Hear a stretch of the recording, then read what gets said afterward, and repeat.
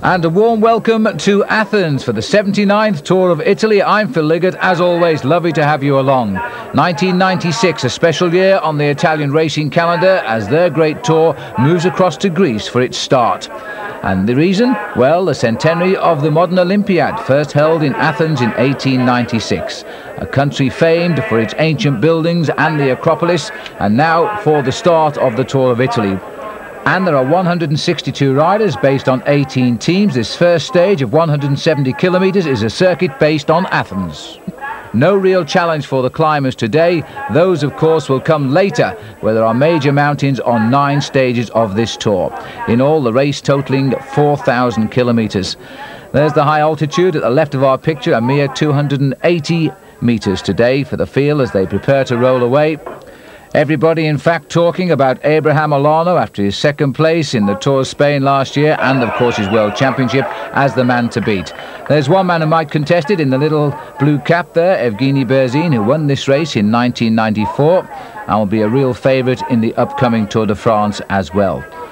A breakaway forming today, and 3 riders of the same team have gone clear here. There are Aki men, Andrea Teteriuk of Kazakhstan, and the 2 Italians, Gianluca Guerini and D.ZANETTE. Taking advantage of a lot of crashes already in the race today, and it's a lead of 1 minute and 50 seconds over the complete field. Well, not quite, because here is a crash here. We're showing it in slow motion. It's just happened, in fact. It's caused by a burst water main. You can see the wet roads, and the riders try to get away. The rider lying down on the right is Marcel Wust in the red. And what bad luck this rider has. It looks to me as though Marcel is out of the race. He also abandoned the tour after a crash in the first tour he rode back in 1992. And was the double stage winner in the Tour du Pont a couple of weeks ago and was bang on form. That really is bad luck for the young man there from the MX Honda team, the German rider, always a jolly rider as well. And this breakaway here, they want to know a little bit more about what's going on, but the field are closing in. The rider shouting at us here is D.ZANETTE.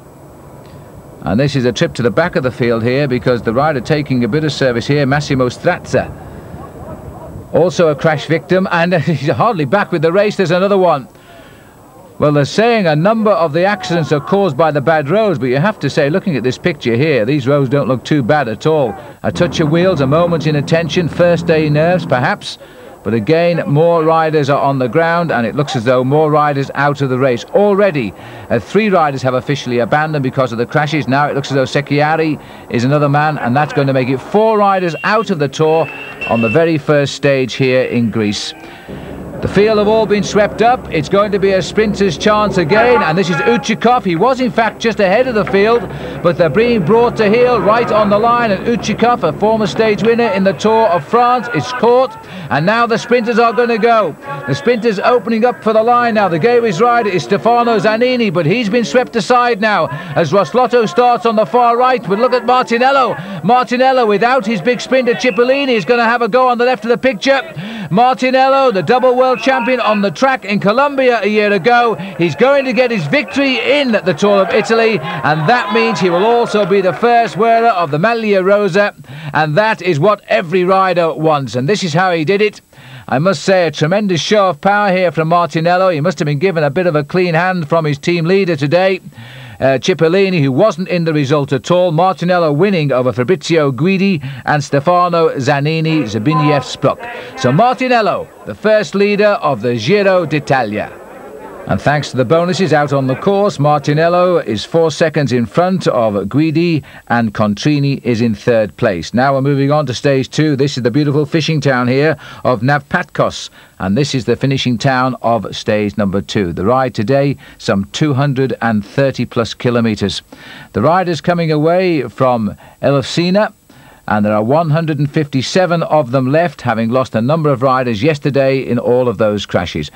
No challenger except the climb in the middle, which is over 2,400 feet, 880 metres. But the rides themselves not rising to the challenge at all today. The race has hardly turned a pedal in anger as we pick up the action now 5 kilometres from the finish. The Gavi's team here trying to set up the sprint for their man, Stefano Zanini, to see if he can take over the Maglia Rosa from Silvio Martinello. And by the way, Martinello has said overnight that in fact Mario Cipollini, his team leader, gave him a free hand yesterday to win the stage because Cipollini was not feeling too good at all. Now look at the rush here now by virtually the whole of the Gavi's team here to try and get Zanini into pink. And there's plenty of riders willing to bring other teams up. We can see down there the team of Amore e Vita. They've got a very good sprinter on that team, Glenn Magnusson. If you saw the Tour du Pont, you may remember he was riding exceptionally well there. First year pro champion of Sweden. And now again Polti trying to lead out their sprinter, who is Giovanni Lombardi, who 4 years ago in the Olympic Games in Barcelona picked up the points title, but he's not going to get onto the back wheel. It doesn't look like the lead-out man here.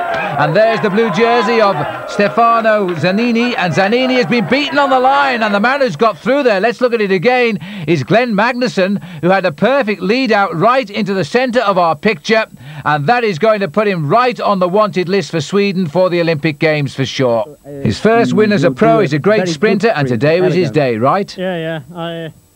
Normally I'm quite good in sprint, so I feel I always feel when I come to the finish line I have a good chance, and I took the chance today. Indeed he did. Everybody finishing the same time. Zanini second, and having to be content with the runner-up spots at the moment. Edo of Spain, the little sprinter there, he got third. And overall, Martinello keeps the pink jersey. 4 seconds still his advantage over Zanini. 6 now over Magnusson. And all of the riders on top of the leaderboard, not surprisingly perhaps regarded as sprinters here, but today's a bit hilly. The last stage in Greece, 194 riders. The riders going from Masolonghi to Ioannina. And there have been a number of skirmishes today, but basically the hot weather has caused the majority of the riders to be brought back into the fold. There's Martinello in the pink jersey. Cipollini feeling a little bit better perhaps, now taking closer order near the front. The green jersey here led by the early King of the Mountains leader Fabio Fontinelli, and their confirmation of a break 2 minutes 7 seconds up. Here they are, Nicola Micheli in the front, and Daniel Contrini of the Brescia team, he's with him as well. Contrini, a new pro, and 25-year-old Micheli from Sella Italia. But the majority of the hills all coming in the last 60 kilometres, 38 miles of the race. So there's Angel Camargo, the Colombian on the Sella Italia team, trying to grab an express train because they're bringing back his leader on the day at least. And the field behind keeping very close order as well. It could well go down to a bunch sprint once again here if they can get over these hills. Martinello paying particular attention to the fact that on a day when he was expected to lose his overall lead, he might well hang on to it. But there we see coming back Contrini from Basilia, so he's back in the fold, and Michela isn't going to be far behind him. Here is Micheli, And there is the main field closing in very rapidly indeed. A brave attempt indeed, a lot of publicity, but that's about where it ends today for him. The field are now beginning to warm up for King of the Mountain points. Fontanelli in third place. Looks like an attack too going by the good old favourite from Italy, Claudio Chiappucci. He's always had a great love affair with the Tour of Italy, but he's still waiting for the big day to arrive. Perhaps having an early shot at leading the King of the Mountains here. Claudio Chiappucci, the steepest climb of the race so far on day 3 of the Tour. Remember, tonight it's off to the mainland of Italy, and then they say the racing will really commence. 4th in the Tour of Italy last year, but he is a regular in the top 6 these past years. Trying to find his rhythm a little bit, keeping the big chain wheel rolling on what is a very good main road climb. And maximum points going to go to Claudio Chiappucci here as he gets under the banner. He's being chased all the way to the line though by one more rider. Can't quite get onto him.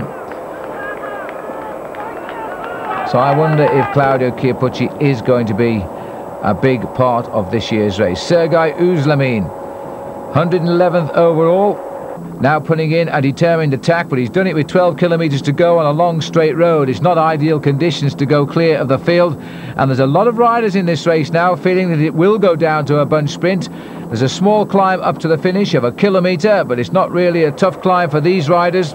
And in fact, Uzlamin has been joined now by D.CASAROTTO of Scrigno. So it's now down to the teams behind to start chasing. The gap is just 16 seconds and it's not that far to go. And again the Polti team trying to bring the race back. And as we switch now, Gay Viz too. Remember that Stefano Zanini is still looking for the stage win, and time is running out if this man wants to be the overall leader of the Tour of Italy. There he is in the mauve jersey, and coming up to his shoulder now, the pink jersey of race leader Martinello. And Silvio Martinello, he really has sharpened his legs for this race. The kilometre up to the finish now. Little bit of a drag, but it hasn't done too much damage to the strong men now as Polti again tried to get Lombardi to the front. Lombardi is tucked in about 3rd place. He's now trying to come through, but also there is Stefano Zanini. Zanini's in a great position now. He's had a 3rd and a 2nd so far. Zanini on the left. Zanini comes through. It looks like he's got the victory now. He's being challenged by Lombardi to the line. It's a long, long way, slightly uphill here, and I think Zanini's going to lose it. He struggled to the line, and he's eased too soon. In fact, Giovanni Lombardi, watch this. Lombardi, it just seems though Zanini seized up as he approached the line, shoulder to shoulder, as Giovanni Lombardi takes him right on the line, gets the victory. Martinello gets 3rd. This is going to be quite a shuffling of the overall classification, but the victory goes here to Giovanni Lombardi. The sprinters are really having their day so far. For the first 3 days here in Greece, all going down to sprinters. After Martinello and Magnussen, we've now got Lombardi. And what about Zanini? 2 seconds and a 3rd place to his credit now. So there's the result. Lombardi the winner, almost 5 hours in the saddle today. In the end, a bunch sprint. Zanini gets 2nd. As a result, Zanini, the new leader of the Giro d'Italia, same time as Martinello, though, split on points as we move on now to stage number 4. And this 147 kilometres, the rest day has passed by, many of them travelling a 9-hour boat journey from Greece across to Italy. The riders, of course, coming by aeroplane straight after the previous stage. Now rolling out to do 4 laps of what was partially the World Championship circuit here in Ostuni back in 1976. And the Gaywiz riders out for a day of protection perhaps, because Stefano Zanini, after 2 second places and a 3rd place, is the leader of the Tour on the same time as Silvio Martinello. And as expected, a lot of attacks have come to nothing today as the riders have ripped around this circuit into the last kilometre. Nobody has succeeded in going away. We have seen people like Berzin and Ugrumov attack, but they've all come back into the fold. And a late attack here now, and it looks as though it's coming from Mario Mazzoni of the Roslotto team, trying to finish off with a result for them, but they're going to leave it late, and they're winding up now. It looks to me as though Cipollini might be finding his legs too. He's got the wheel of his teammate Martinello in that mauve jersey. Cipollino, Martinello, the 2 Seiko riders are coming right up to the line together, and this time Cippo gets it. Mario Cipollini, that's his first stage win of this year's Tour, and in all his 13th stage win of the Giro d'Italia since he started riding it back in 1990. That's how he did it, and when he does come to the line first, he does make it look so easy. Cipollini beating Martinello, his teammate, Guidi taking third place, and overall now it is Silvio Martinello who reclaims the Maglia Rosa, and so be it, there's still not much time in it. And so this opening week still staying the domain of the sprinters, and the pink jersey going back rather surprisingly perhaps to Silvio Martinello. We're now heading out onto stage number 5, 193 kilometres. We continue through this beautiful country which is steeped in Roman remains. Capocolana, as the riders now head away from Metaponto down to Cotoni, running down in effect the instep of the heel of Italy as the race continues its journey towards the southwest of the country. You can't get it much flatter than that, can you? And this man should enjoy his day. Gianni Bugno, the champion of Italy, yet to feature in this year's Giro d'Italia. I wonder how long he's going to stay quiet. The race itself throughout the day has been a quiet one, just on 5 hours of racing. The whole field now swinging in towards the finish, not surprisingly of course with the flat stage like it was, and again a chance now for Martinello to increase his overall lead. He's had a good day in the sprints out on the course. He's increased his overall lead slightly over Stefano Zanini, and now he's got a chance of victory here. He's number 3 in line, as once again Gaywiz looking over there to see where Zanini is to try and help him out of it, but Giovanni Lombardi now licking his lips once more after a stage win. He's right there at the front as well, and this is going to be a battle royale, because there you have Lombardi on the left of our picture and going for gold now as he's got Martinello on his wheel, and behind Martinello is the little Kelme rider Angel Ido going off to the left. It looks as though Ido might land this one. The little Spanish sprinter hits the line. Ido gets it, and he finishes just in front of Massimo Strazza. But here's the hero of the day riding behind. Look at that right arm just propped up on the handlebar, and this rider is Gianluca Bortolami, a suspected broken right elbow after a crash midway through the stage. What courage! He's continued to the finish, but he's out of the Tour. And for this man, the other end of the spectrum, the happiest day for Angel Ido. He gets the best ever stage victory of his career, and indeed his first for 2 years ahead of Strazza and Martinello. Overall no change. Martinello now 16 seconds ahead of Stefano Zanini as we move on to stage number 6. And this one is 179 kilometres, the biggest climb so far, officially a mountain day. And look at this, the biggest climb at 1,426 metres, approximately midway through the race. That's all behind us now as we join the action here at Taverna, with just on 60 kilometres left to go to the finish. There's been plenty of attacking, but at the moment the race is more or less under control, with the rider in the pink jersey still Silvio Martinello. So despite the mountains, a man that doesn't like the mountains, a double world track champion, is still in with a shout today, retaining that pink leader's jersey. Panaria, with the full list of riders, all 9 of them, it looks as though they've got them at the front here, trying to reel in the breakaways. Zbigniew Spruk is the man at the head, setting the pace here. Little Belly also tucked in nicely.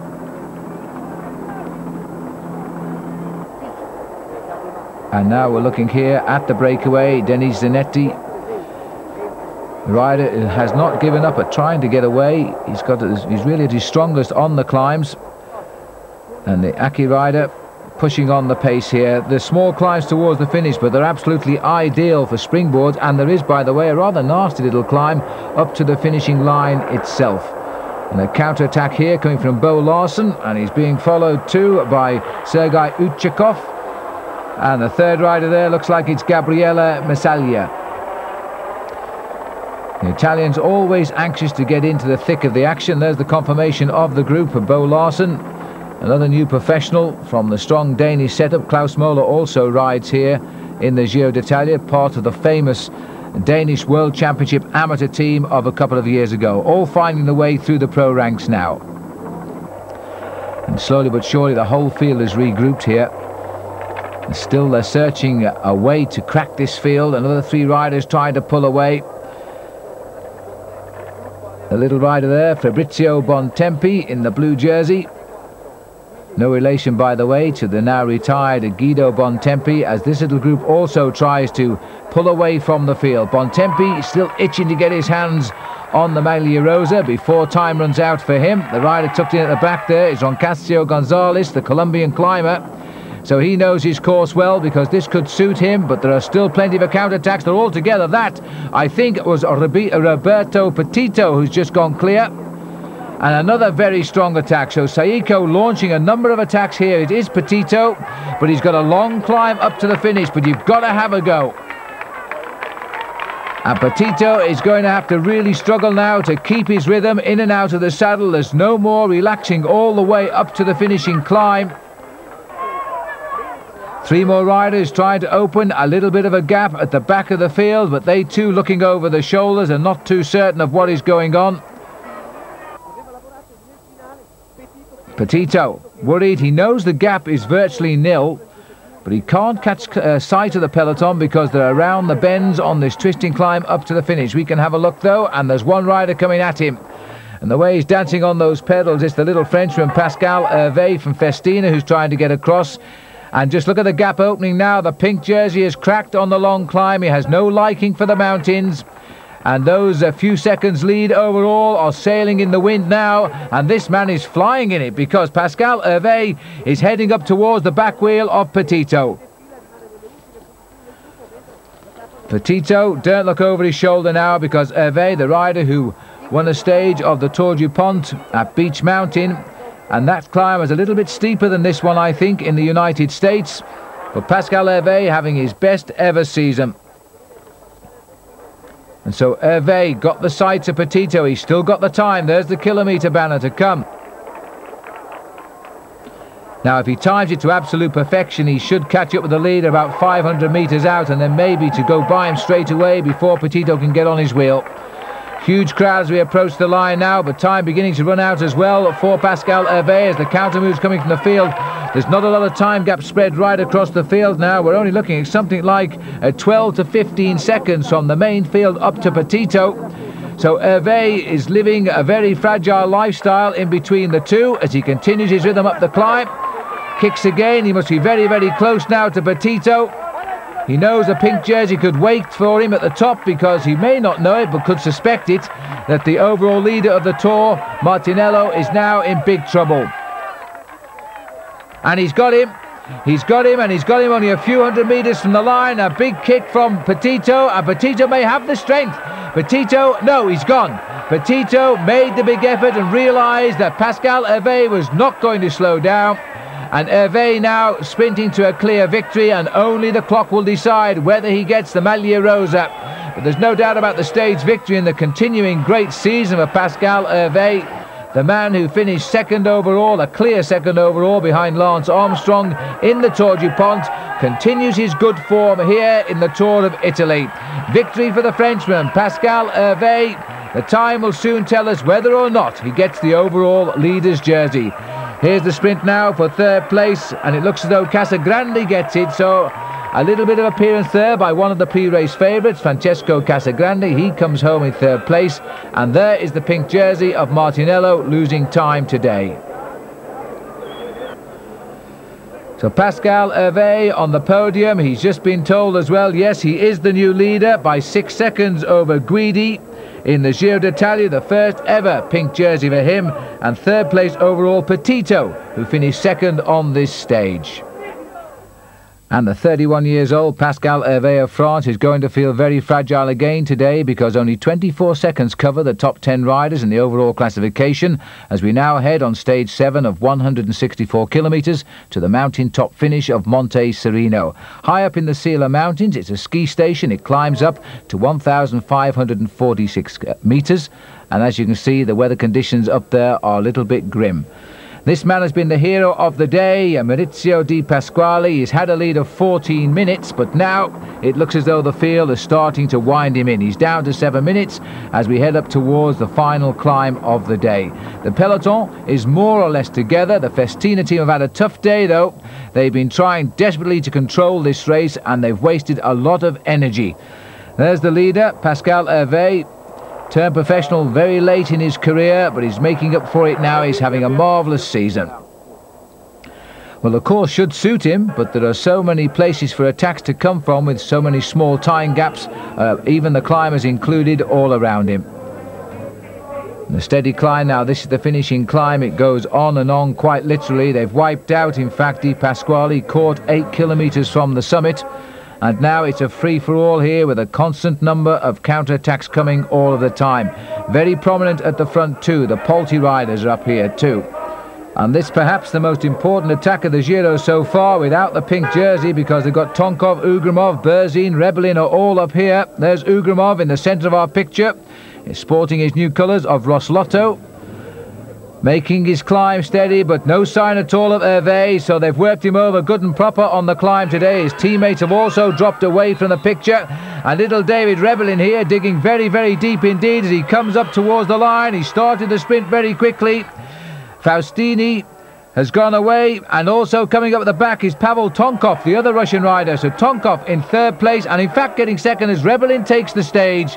So David Rebelin, a new man on the block, gets the stage victory. And he was sixth, remember, in Liège-Bastogne-Liège this year. And judging by the enormous gaps, there's still no sign of Hervé. There's Berzin. He's also conceded time. He comes over the line, and there is the exhausted David Rebelin of Polti. Only 4.5 hours the stage today, but it's been a tough one, just over 100 miles. He's being congratulated because he is the new leader of the Giro d'Italia. And this is how the little climber did it. Those rather thin-looking legs, finding a lot of power in the sprint at the top of Monte Serino. And dropping away from the action, slowly but surely, Faustini, and coming up on him, Pavel Tonkov, the Russian rider who once won a stage of the British milk race in pouring rain in the city of Nottingham. Rebelin gets the stage. And now how about this? Look at the time gap, 11 minutes and 4 seconds and counting. And the champion of Italy, Gianni Bugno, certainly out of any high finish in this year's Giro d'Italia. Happy days though for David Rebelin. He becomes the new leader of the Giro. His overall lead will be 4 seconds over Pavel Tonkov, and Faustini will be third, 8 seconds back. Leonardo Piepoli, he's a good climber, up to fourth, and Ugrumov now in the frame in fifth. And with no more mountains until tomorrow, the race now heading for Naples, one of Italy's most famous cities, in beautiful conditions, and it should be a day for the sprinters. This stage of 135 kilometres, we're now running up the coast of the Mediterranean as we head up to Naples via Pompey. There you are, look, it's all downhill today, just a small mountain at the start, and the riders have gone over that, and they're all very, very much together. New race leader, David Rebelin, stalking the field here, letting everybody know he's around. He comes up to the shoulder there of Claudio Chiappucci on the far side. The race favourite perhaps, Evgeny Berzin, along with Abraham Olano. We move on to the action now, and a breakaway is formed, and in this breakaway is Claudio Chiappucci, the rider who has always dreamed one day of wearing the Maglia Rosa. Well, he might do something about it. He's in this breakaway, Marco Salagari, and the other rider is Andrea Noe, number 8. And the gap is growing overnight, 1 minute 11 seconds, the gap between Chiappucci and Rebelin, and look at that, 1 minute 20 seconds, so he's got the overall lead on the road, and that might keep him going. Just 13 kilometres left to go to the finish. I'm not surprised, in fact, that Chiappucci is driving the race, but coming up from the back here is Marco Milesi, and a little glance over the shoulder there by Noe. We'll see Milesi join them, but in fact the main field are closing in. There's the same Archie's luck. And they're very, very close together indeed. So I think dreams of pink are out, but there's still a chance of the stage win. There's now 4 riders up front. Milesi is tagged on to the back of them. So we've got Marco Salagari, Chiappucci, Andrea Noe and Marco Milesi. Massive crowds here as we race into Naples for the finish, but the field are not that far behind. In fact, you can see them. Look, there they are. As the attacks, the last gasp attacks begin now, but I don't think there's any hope at all because the field are thundering down the street here towards the finish. This is going to be another day when the sprinters feel they've got to have it, and that's why the Amore Vita team are working so hard. They're trying to set up Glenn Magnusson, who won, remember, the second stage of this race when we were over in Greece at Napakos. But the field gathering again at the front. They're virtually wiping out of the breakaway. In fact, they've wiped them out now because this is Seiko at the front. And they're looking to their 2 top sprinters. Martinello's in there in the mauve jersey, but also there, the tall man, the fastest self-proclaimed sprinter in the world. He's right on the inside of our picture, Mario Cipollini. He's looking for his second stage win. He says, I only come here to win stages. If I can't win them, there's no point in staying. Racing down the front here now in Naples. He's running in third place at the moment. He's on the wheel of Silvio Martinello. Martinello, twice the winner of the Maglia Rosa on separate occasions in this tour. Now racing for the time bonuses once more to the line. There's still a battle for seconds among the sprinters here now as they start to go. In fact, Angle has sat up and looked at his gears if he's got a problem and gone away from it. But Cipollini has no such problems. Martinello on the barriers, Cipollini on the left. Cipollini gets it. I think even our cameraman was fooled there because he closed the camera in on Martinello, but in fact it was the teammate of Martinello and the Saeco captain right on the right of our picture as we look down here, who wins the stage, Mario Cipollini.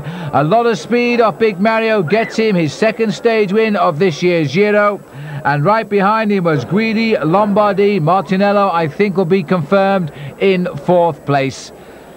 This rider, once he hits the front, there's no getting round him at all. He makes Lombardi look oh so slow, and for him, his second stage victory of the Giro d'Italia, and that is what he came here for and what he does best. But overall, there is no change at all. That's the stage result. Cipollini ahead of the sprinters today. Abdu-Japarov getting there this time in 5th place and Baffet in 6th. Overall, Rebellin keeps his 4 seconds lead over Tonkov and 8 seconds over Faustini. So it still remains very close to the top, and a few more hills today as we go on to stage number 9. Heading away from Naples now, we go north up the coast of the Mediterranean, then we turn inland, skirting Rome and heading to the finish here at F.GUIDI, a total distance of 184 kilometres. A nervous day indeed for young David Rebellin. He looks a solid leader so far, and he's got some good riders on the Polti team, quite capable of riding strongly in the mountains with him. One climb in the middle for the King of the Mountains, the Intergiro, coming at just about 19 kilometres, and then it's all go for the finish. And the breakaway of the day, 2 young professional riders, Contrini and Traversoni, trying to soften up the rest of the field and grab a little bit of the limelight. It's been a long breakaway for these riders, but the counter-attacks are coming now, not surprisingly from the Aki team, who are taking a lot of encouragement from the fine riding from D.ZANETTE. Konichev setting the pace, Mauro Bettin and Roberto Petito, the rider who finished second to Pascal Hervé on stage 6. He's sitting now at the back of the group. Maybe he'll get more luck this time because here comes the main field.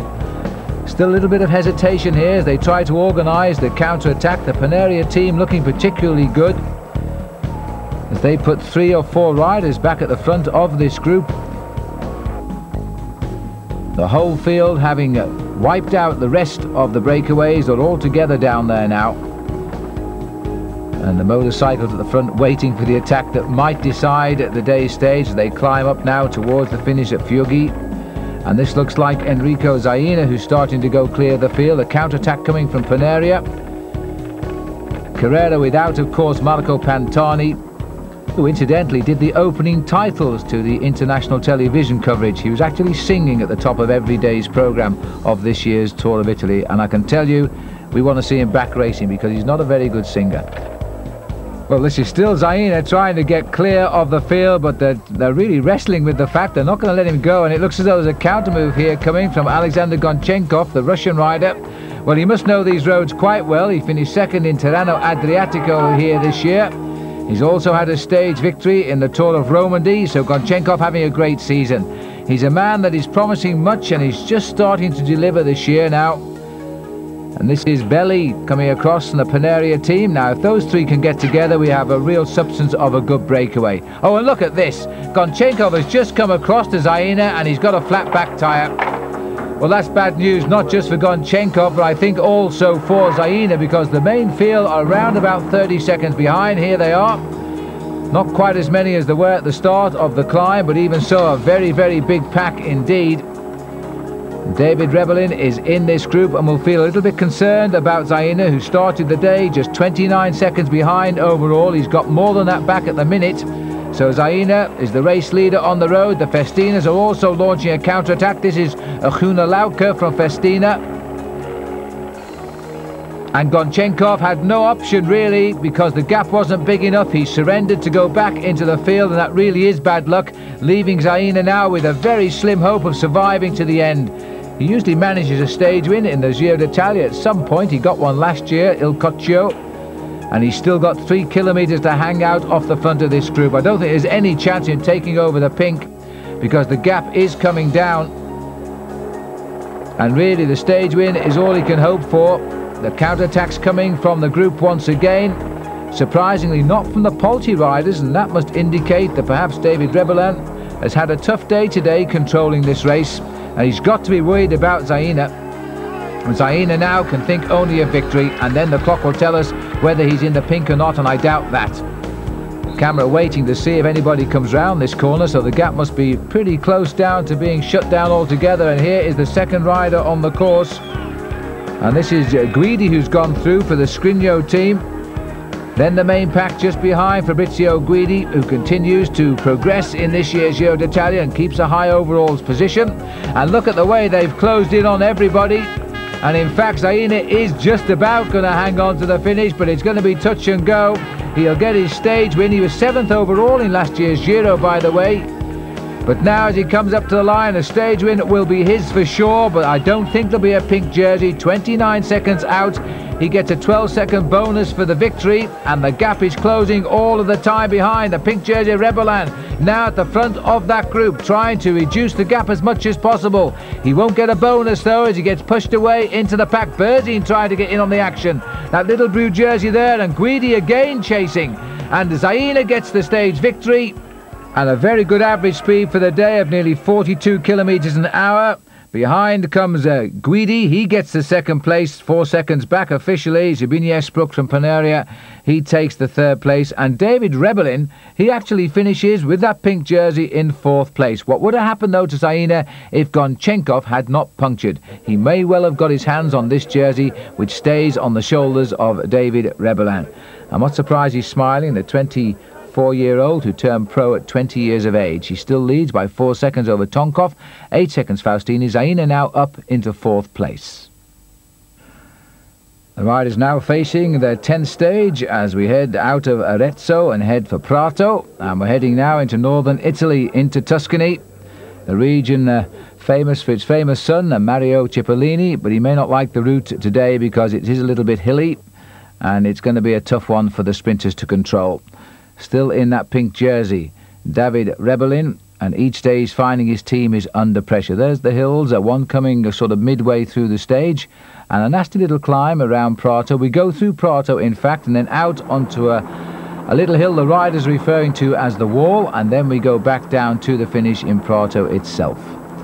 Beautiful scenery here, plenty of rain in northern Italy, but the sun is out today and the grass very lush indeed. And it has been a good attacking day throughout the stage. This is the little leading group, led here by Marco della Vedova, who's trying to get a sortie underway, and a good lead at the moment over the field. This is where we are at Vetta Le Crocchi, and 67 kilometres still remain. Also in this group we've got Dmitry Konishev.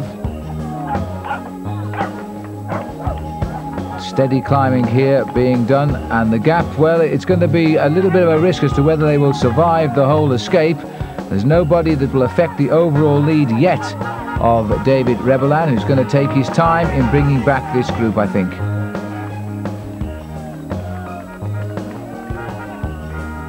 And the Amore Vita rider there is Riccardo Focconi. It's only a small team, Amore Vita, but they do manage to get into the frame in every Tour of Italy with one rider or another. They've had a stage win, got them off to a good start with Glenn Magnusson, who had a long breakaway earlier on by Maurizio Di Pasquale. The gap is now 2 minutes and 45 seconds. The main field still taking things quite easy. They'll probably wait for the first passage through Prato before trying to pick up the leaders. Here comes Della Vedova. One or two of the other names in the breakaway. Watch out for Piccoli. The Casagrande, by the way, is not Francesco but Filippo, his younger brother.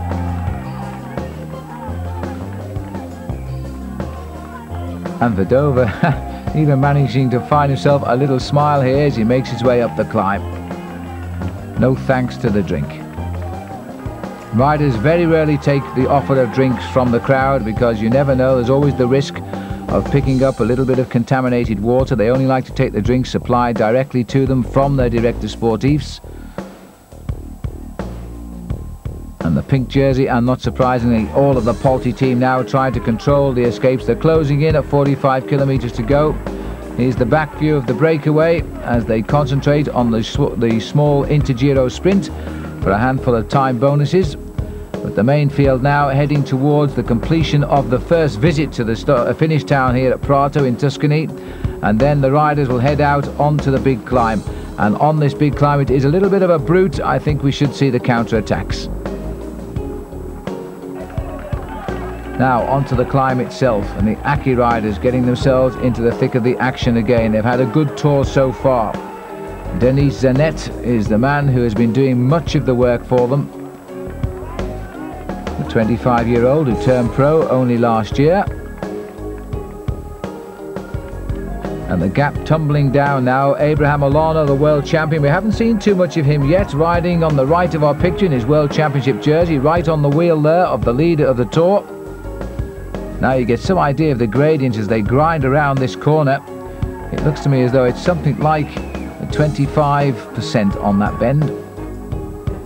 Panaria, thinking perhaps of Pavel Tonkov. They're setting the pace at the front. Good chance to test out the strong men in this year's Giro d'Italia as the big heads of state get themselves to the front. Panaria are riding very, very strongly as a team. There's the climb, sticking off to our right.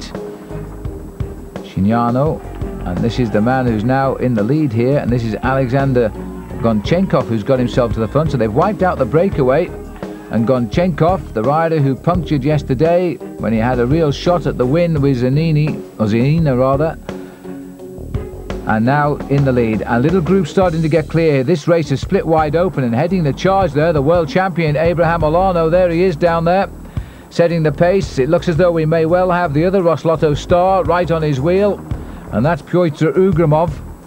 The pink jersey's done well to latch on the back. Olano, Ugrumov, this is Pascal Hervé. So there's some good riders got themselves to the front today. A little bit of a sort out amongst the senior citizens, I think. Pascal Hervé, who briefly held the lead, and I thought he would have held the lead for quite a few days. He found the going just that little bit too tough. Number 14 is Stefano Faustini, the other star of the Aki team. He's tagged onto the back. He's on the wheel of Claudio Chiappucci. This is a nice little select group here, trying to grab a few seconds on the day. As it comes up towards the finish, though, one rider's slipped them, and he's from the group into the last kilometre. It looks as though it might be Massi of the Refin team. Rodolfo Massi, well, if he wins this, it'll be a surprise. He's been a pro for the best part of 10 years. He's just hanging off the front of what is a select breakaway group. Most of the favourites are in it. But Rodolfo Massi taking advantage perhaps of the infighting, coming up to the line now. He will get the stage win, almost certainly the finest win of his career, as the sprint starts behind now.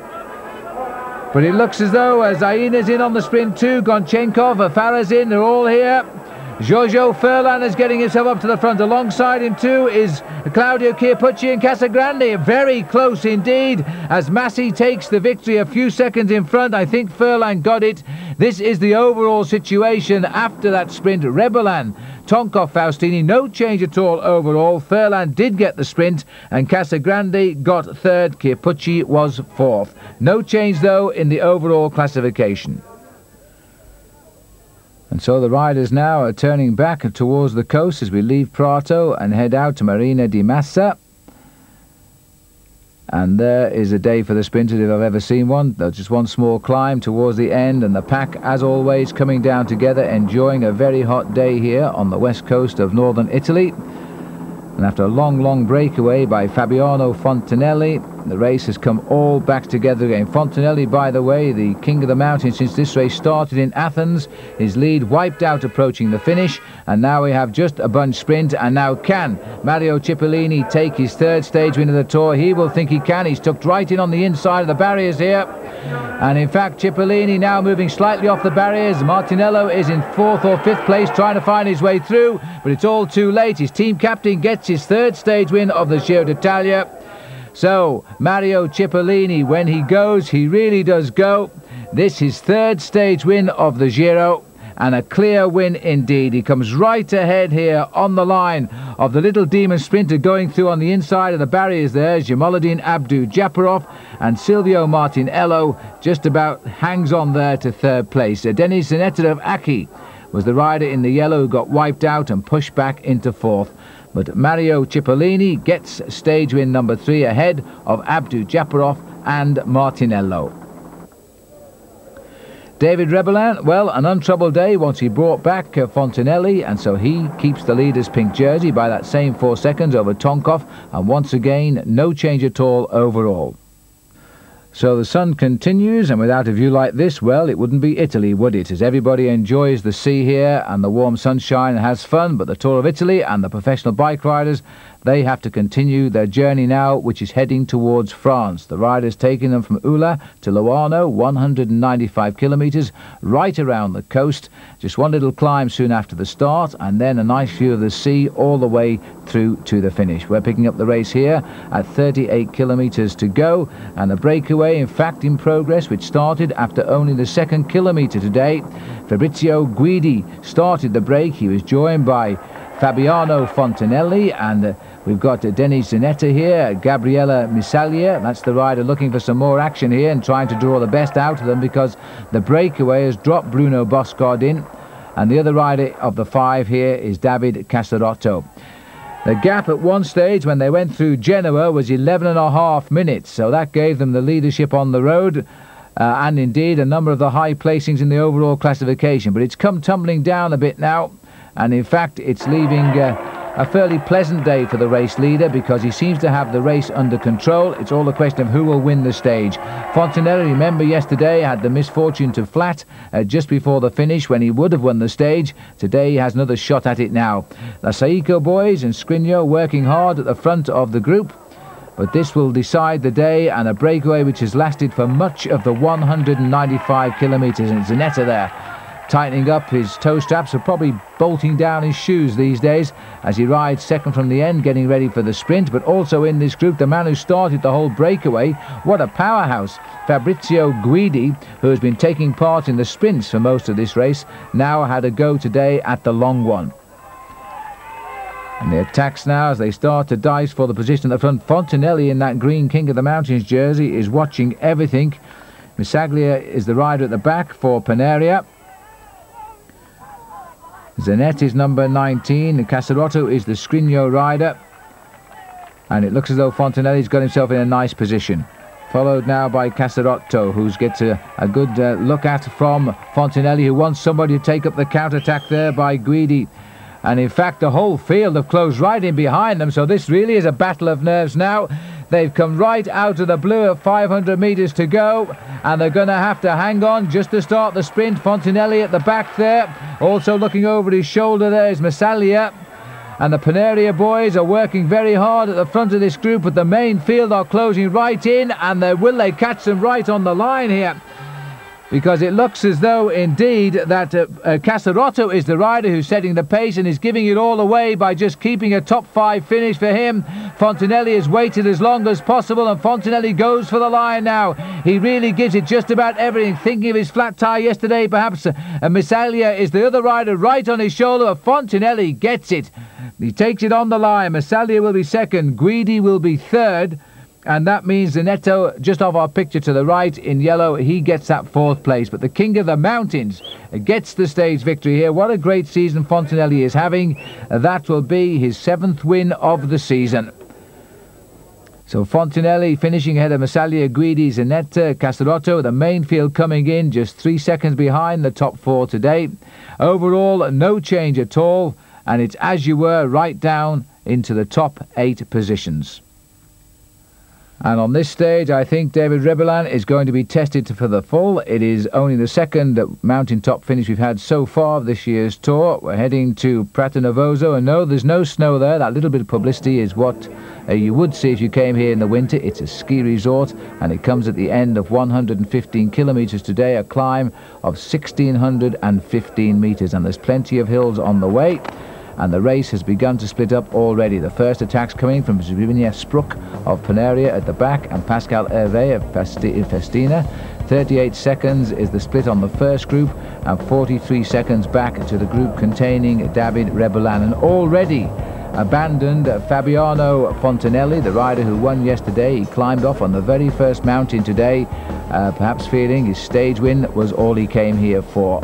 He's gone, and he now has those 7 wins under his belt, 25 wins in all in his career. A day for the climbers indeed, and a nervous day for the man in pink as he watches the other riders launch the initial attacks and tries not to panic in these opening stages. Pascal Hervé, the rider taking the drink. Any man who gains a few seconds over the field today. And what's going on here? Because that was a clear push off the road there. And I'm not too sure why on earth that happened, but that was Fausto Dotti who pushed off the road Filippo Simeoni, and for no apparent reason. Well, I'm sure there'll be a fine tonight for that, and a warning from the referees, because that, you know, is a disqualification if the referees take that sort of attitude. But I think it's come as a show of frustration, because as they start the final 12 kilometers climb to the finish, the race is virtually all back together again. There they are, top of our picture, the main fielder right on them, and now the counter-attacks are beginning. That's Pavel Tonkov of Panaria, who launches a very quick assault. And number 66 here is Ivan Gotti, lying 8th overall. He's trying to latch on. Enrico Zaina is the Carrera rider. We just need to get up alongside and catch on the second rider there. But it looks as though it might well be P.UGRUMOV, and it is. P.UGRUMOV, the rider who finished 2nd overall in 1993 and really did give Miguel Indurain a run for his money that year, and 3rd in the Tour last year. So Pavel Tonkov starting to stretch the field a little bit. The Panaria team still have a full complement of riders in this event too, showing a good all-round depth of strength. Rebellin, well, he's wise to make the counter move. He knows he's going to be attacked heavily on this climb. Now it's going to be left to him and him alone to bridge the gap. It looks as though Zaina is in a little bit of trouble here as well. He's starting to lose ground as the climb heads up towards the summit, and all of the pressure is being applied today by the Russian rider Pavel Tonkov. Tonkov has sat on the front here. P.UGRUMOV has glued limpet-like to his back wheel. And Zaina is losing ground to those who are coming up from behind. So this is a fine show of strength here by Pavel Tonkov. 27 years of age, been a pro since 1992. And last year he finished 6th overall in the Giro, so be it. 11.5 minutes behind the winner, and some 7 minutes behind, in fact, the rider behind him right now, P.UGRUMOV. As they head up towards the final kilometre, no one has helped. In fact, Tonkov, here's a counter move coming from Olano, the world champion, and there is still no sign there of a counter move coming from David Rebellin. So Rebellin is really in trouble now, as Olano talked about as the pre-race favourite. Rebellin is about 4th down the line here, so he's keeping Olano in his sights. And in fact, he's now got up alongside Olano. Berzin is there as well. But this is the rider as we climb the 1 in 10 or 10% finishing mountain to Prato Novozo. Well, you know, the Panaria team have had a lot of faith in Pavel Tonkov as producing the goods when it matters in the mountains, and it looks as though now we see the reason as to why it's been the Panaria team chasing down breaks they've seen as important while not declaring their colours as to exactly who their leader has been. And now they've got to this second big mountain finish of the Giro. Quite clearly Tonkov has been their man. 4th in 1994, 5th in 1993 and 6th last year. So Tonkov is a rider for the GC and the Giro, there's no doubt about that. Is he getting enough time? And I would say he most certainly is now over Rebellin to take the overall lead of the Tour and pull on the pink jersey. He'll only be the 2nd ever Russian to do that. The other one is Evgeny Berzin. This is Gotti setting the pace behind. He will have noted too that Berzin is not with him. Only a short stage today, but a very tough one, and quite clearly a very decisive one as Pavel Tonkov races up towards the line. Tonkov easily sprinting clear of P.UGRUMOV, and he's going to get the pink jersey as a reward. Tonkov gets the stage. P.UGRUMOV is over in 2nd place. Now the time is counting. That's Buenahora at the front, 10th in last year's Tour de France, little Colombian climber. Well, he's not so little really, he's quite tall and lanky. As Olano is just behind him. Zaina has survived. He's going to get 3rd place. The clock counting him down to around about 20 seconds on the line. ZAINA will take third place. And Rebellin is finding the strength to grab fourth. It won't be enough because it's going to be around about 30 seconds, the deficit. So the new leader of the Tour will be Pavel Tonkov. Rebellin gets fourth. Fifth is Buenahora, there, Colombian and Kelme. And sixth, Abraham Olano. And just look at the damage this final climb has done here. The Polti riders were less spent because they've kept Rebellin in the hunt without doubt. But here's one big loser here, Evgeny Berzin, almost a minute lost for him. So Tonkov, the stage winner by 2 seconds ahead of ZAINA, Rebellin, Buenahora, Olano, Gotti. Overall, though, look at the changes. Tonkov now leads P.UGRUMOV by 20 seconds. ZAINA third at 38. Rebellin drops to fourth at 41. And Berzin, he's now a minute and 31 seconds back as we move on to the 14th stage. And this 205 kilometres takes us now across the Col de Madalena into France, and we climb the giant Col d'Izoire before the finish in the old part of the city of Briançon. And the man who has survived the breakaway at the front, here he is, Heinz Imbuden. He originally went on the move on the Col de Vars with Gotti, Belli, Massi and Nelson Rodriguez. He was dropped on the climb, he got back and he's left them all now to be swept up by the chase group, not surprisingly led now by Panaria. And there is the pink jersey of the new leader, Pavel Tonkov, in third position. Heinz Imbuden, his lead coming down all of the time. It's just over 2 minutes now. Nelson Rodriguez on his way back, in fact, to the pink jersey bunch. The Panaria boys showing they're really feeling pretty strong. And this now on the climb of the Col d'Izoire here. This is Pascal Richard, who's trying a tentative escape.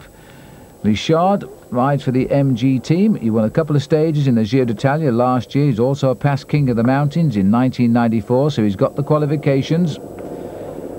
The Swiss rider rides on an Italian team, speaks Italian fluently, and that's the group behind at the moment that Richard is going away from and climbing steadily on the Col d'Izoire. He's picking up here Heinz Imbuden. Nelson Rodriguez has gone back.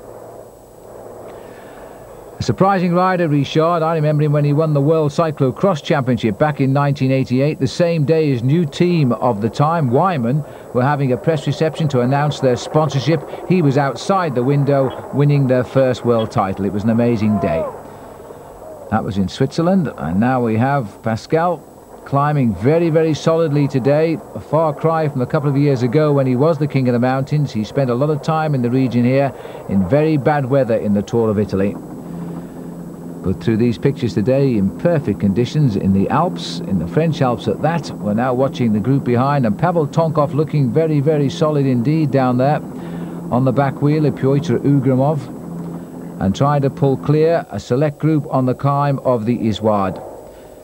By the way, a little footnote to the fight we saw. Fausto Dotti fined, by the way, not just 30 seconds in time penalties, but also $1,000 for that little punch he threw at Filippo Simeoni. Back to the race here. We've got sitting at the front now, the pink jersey. That's the place to be if you've got the strength. Further up the climb and gaining time, but not racing to the pink jersey yet, at least, Pascal Richard. Good crowds here on the Col d'Izoire, most of them French, of course, although we're not too far away from the Italian frontier. The Tour de France also racing in this region later this year, but it won't use the Col d'Izoire. It will use some of the climbs, though, the Tour of Italy are going over. Over the top of the Izoire, the road's barren, but the snow, even at this height, seemingly melted. 2,360 metres at the top of the climb. Pascal Richard is the first man over it. 182 kilometres covered. Now the descent down towards Briançon. A happy stage town, by the way, for Pascal, because he won a stage of the Tour de France there, his first ever stage victory in the Tour de France down in Briançon in 1989. And P.UGRUMOV claims second place, Tonkov third. ZAINA's gone over in the white jersey, he's fourth, and the world champion Abraham Olano has gone over the top in fifth place, and they're sharing a drink down there now. 41 seconds is the gap, so it's nothing too significant, and it's all downhill now to the finish. It's not all downhill to the actual line, though, because you climb up through the old town of Briançon, and then you cross the line, and hopefully, in the case of Richard, you stay away. This is Claudio Chiappucci, who's attacked on the descent. He always was a careless descender. When he had the yellow jersey in the Tour de France on the descent of the Tourmalet, as he started his final climb up to Luzard-Iden, that was the first time we ever remember. Back in 1989, this great man, Claudio Chiappucci, he was caught by Greg LeMond at the start of the climb and then left for dead. But as we descend now down into Briançon, Pascal Richard should just about hang on to the few seconds advantage he's got over the field. It's not going to be a pink jersey for him, but it's certainly going to be a stage win. Well, the road's devoid of the public here, but they're all waiting for him as we climb up into the old town. And this is Chiappucci. He's still clear of the chase, taking the corner very wide indeed. But you have to take your hat off to Pascal Richard. He must be one of the shrewdest bike riders in the world. He always gets a win of every stage race. He watches for the right day, and today he's chosen certainly the perfect moment. Under the kilometre to go flag, he is clear. Chiappucci is chasing him, and then we have the group containing Olano, Tonkov, Hervé, Zaina and David Rebellin are also, he's also in that group. They're riding around about half a minute back. Chiappucci is only actually dangling just off the front of that group I've just mentioned. If he looks over his shoulder on these climbs, there's a real chance he would see them chasing him. As we watch Pascal Richard here, one of the noted retirements we've just heard about is Silvio Martinello. He has retired today, the sprinter. Perhaps he'll now prepare for the upcoming Olympic Games where he's going in the points. Well, Claudio Chiappucci, he made all of his advantage on the descent. He looks to be struggling now on this nasty little drag up to the finish in the old town. Pascal Richard, I think he's got the buffer he requires over the speed humps there as he comes up towards the line, but he's got far enough now. The last time check we got was 40 seconds over Chiappucci and 50 seconds on the field. Taking no chances, he looks over his shoulder, but he won't see much in these narrow roads, and all the cars right behind him. Through the gate of the old town, and a big crowd watching the arrival of the Tour of Italy into France here, and they're seeing it being won, yes, by an Italian team rider, but very much a Swiss man. Twice the national champion, twice a stage winner previously a year ago in the Tour of Italy, now gets the win here. Pascal Richard is home. Claudio Chiappucci is suffering, but he's hanging on to second place here. It looks as though he might well get it, but only just because the field are right up behind him there. There they are. And Chiappucci into the old Citadel and now racing up towards the line. He's found his legs for a little bit of a sprint here, and he'll need to sprint because he is only 1 or 2 seconds ahead of that field just come around the corner there. The pink jersey of Tonkov is safe. Chiappucci is also safe. He gets second. Olano, the world champion, beats Hervé in the sprint. Ugrumov, Zaina, Tonkov, Rebellin. That was the order over the line. And then we go back to the next group in. This looks like Buenahora brings over Berzin, who has conceded a few more seconds today. The first victory by MG in this year's Giro d'Italia. And the victory going by 43 seconds to Pascal Richard over Claudio Chiappucci. That was a nice ride, and it's good to see him back in the overall result, but not in the overall classification because Tonkov keeps his 20 seconds lead. In fact, no change at all in the immediate placings overall. So today, Pavel Tonkov says goodbye to France with that 20-second overall lead advantage over P.UGRUMOV, and now we head back to Aosta. 224 kilometres. The riders going home to Italy now for what is a very vicious end to this year's Giro d'Italia. Today the stage, as I say, 224 kilometres. We say goodbye to France over the Col de Montgenèvre. That's the way into Italy, and then down into the valleys. Pavel Tonkov now not too worried by an escape which has gone up the road containing 6 riders. They've got 48 seconds, but their lead is building, and in the escape is Gianni Bugno, the Italian champion. It's interesting to note at this stage too that Pavel Tonkov, his team, are the only team left in the Giro d'Italia this year with a full complement of 9 men. Here's the breakaway, and in the breakaway we've got Manuel Beltran, Sergei Uzlamin, Gianni Bugno, Francesco Casagrande, Carlo Finco and Alex Zivakov. And I can tell you too that 4 of the riders in this breakaway have never won a race as a professional, but this man has, Gianni Bugno. He has won plenty of big-time races, including the World Championship twice, the climb up to Alpe d'Huez twice, and indeed the Tour of Italy national title twice. Well, Gianni Bugno, I think, is going to want this one. He's coming lined up very well there. He's lying fourth in line at the moment. It's Casagrande who is leading out, looks over his shoulder. A very nervous approach to the line, this.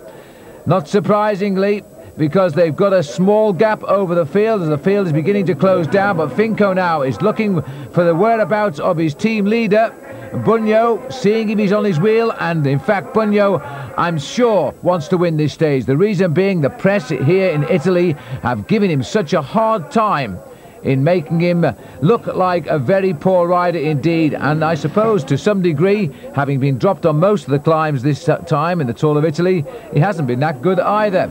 Anyway, he's out to make amends, or is he? Because Finco is giving him the perfect lead out. Bugno goes to the right of the picture. Casagrande takes him on as well, but Bugno is going to have to challenge hard here. He's kicking for the line, and Bugno is going clear with a very good sprint indeed here. Gianni Bugno pushing it all the way, gets his revenge. Bugno crosses the line ahead of Casagrande. Third place, I think, will go to Sergei Uzlemin of Russia, and not very far behind, but almost 3 minutes, the main pack coming in here. But Pavel Tonkov in the pink, he will stay that way. No change at all in the overall lead in the Tour of Italy. A little flower for the helpers, and Gianni Bugno back on the high spot, and I must say this is quite a swing around for the Bucks. And zipping his top up, Pavel Tonkov stays in the overall lead as the race now moves on to stage 16. And as we take a quick look around the museum, the Olympic Museum in Lausanne in Switzerland, the riders now facing up to a ride away from Italy after their brief incursion and back out to a foreign country, Switzerland. The race route taking them 180 kilometres through Montreux, perhaps made more famous for its film festivals than anything else, and down into Lausanne. And the breakaway today, well, we're expecting breakaways that perhaps will not affect the overall classification for a couple of days, and this is an attack now by Alexander Gonchenkov, who's having probably his best ever season. He's lying 32nd overall in the event, more than 15 minutes behind the pink jersey here of Pavel Tonkov, and you can see his lead has gone up now to 4 minutes and 41 seconds, and it's a simple job for Panaria today, just to keep an eye on the way things are going. Also up there with Gonchenkov, Heinz Inbuden and Puttini, but he got rid of those two and is now coming up to the line here. And Alexander Gonchenkov, what a great season he is having. He started off so well with second in Tirreno Adriatico and second in Milan San Remo, 8th in the Tour of Flanders, 4th in the Amstel Gold Race, and now he's going to get a much well-deserved stage win in the Tour of Italy after almost 5 hours in the saddle today, the Roslotto rider, and he's quite a humorist on the circuit too, is Alexander Gonchenkov, and a very popular man. The Russians, many of them domiciled in Italy, are now anxious to show their colours to what they see as a home crowd. So in Lausanne, it's a Russian who celebrates the joint centenaries of the modern Olympiad and the promoting newspaper La Gazzetta della Sport. There he is, prepares to give the two-handed salute for Alexander Gonchenkov. The chase by Inbuden and Felice Puttini, they never got on, and they finished around about 20 seconds behind. Another pink jersey, an unchallenged day for him too, Pavel Tonkov, now waiting for his rendezvous with the time trials and the mountains, as the race now moves on towards its finish in Bahia on the 17th day of the Giro. And so the riders now preparing for their return yet again to Italy from Lausanne, having paid their respects to the modern Olympiad, and the route bringing through Martigny over 236 kilometres, the big climb of the San Bernard Pass, back through Aosta, where we were a couple of days ago, and down to the finish in Bahia. There is the contour, nearly 2,000 metres high. The Grand San Bernard Pass has done absolutely nothing today to alter the course of the race. And Bo Larsen attacking after only 8 kilometres of the race, and Laurent Roux of France joining him, and the two have had a maximum lead of more than 26 minutes. I suppose that sometime in every big stage race you get the opportunities doing this. It's the sort of day that nobody, it seems, wants to attack the pink jersey of Pavel Tonkov. Little Laurent Roux is something of a climber, been a pro now for 2 seasons, and he's only ever won 3 races, but even so, that's 3 more than Bo Larsen, who turned professional on the basis of his fine 6th World Championship placing in Colombia last year. And Bo Larsen, one of a clutch of famous Danes, and they're all the famous Danish team of a couple of years ago that seemed to win around the world, everything they did. And I think every one of them now, Bo Larsen's the last one, they've all turned professional. Well, the breakaway is still many, many minutes ahead. The last time check we got, it was 17 minutes up, and as you can see now, we're only 2 kilometres from the finish, and I think a little bit of finessing is in order here. Laurent Roux has been pushed into the lead by Nikolai Bo Larsen. It's a shame when one of the riders have to lose at this stage, because they've been in the lead today for 228 kilometres by the time they cross the line. It's going to be a very difficult stage to win, because they've got all the time in the world they need to play out this one. There's nobody going to pick them up now. They've been in the lead for about 5 hours and 35 minutes of the time on the screen there. Bo Larsen wants the first win of his life, as a pro anyway, and he started the sprint now. And wouldn't it be any help to remind him now that he shares a flat with Glenn Magnusson, the only other rider on his team to win a stage of this year's Giro, the Amora Avita team. And I don't think little Laurent Roux has got any answer to the sprint here, but he's going to have a go. Laurent Roux is now digging very sharply on the right. He's lost it by inches in the end. He made that desperate attempt, and I'm not surprised. Upset Laurent Roux there. He didn't quite get on to the level of Nikolai Bo Larsen. And Laurent Roux, perhaps a better climber than a sprinter, tries to get alongside Nikolai Bo Larsen at this, but there's a lot of power coming out of the red-haired Dane, and he gets his first ever race victory as a professional. It comes in the Tour of Italy. The sprint now for the third place, and this is Sergio Barbaro, who looks like he's going to take it out for Carrera. He's been sprinting very well, actually. And Marco Della Vedova, he gets fourth. And fifth is Amicari Tronca. And the remnants of the field coming in, all of the field. Look at the time on the clock here. You can see how seriously today Tonkov took the breakaway. 16.5 minutes, albeit, for the main field coming in. Tonkov not too far away from the front. There's confirmation of the stage result. Teteriuk was the rider there who got sixth from Kazakhstan. The overall situation, no change at all these past few days. Tonkov 20 seconds ahead of Ugrumov. ZAINA is third.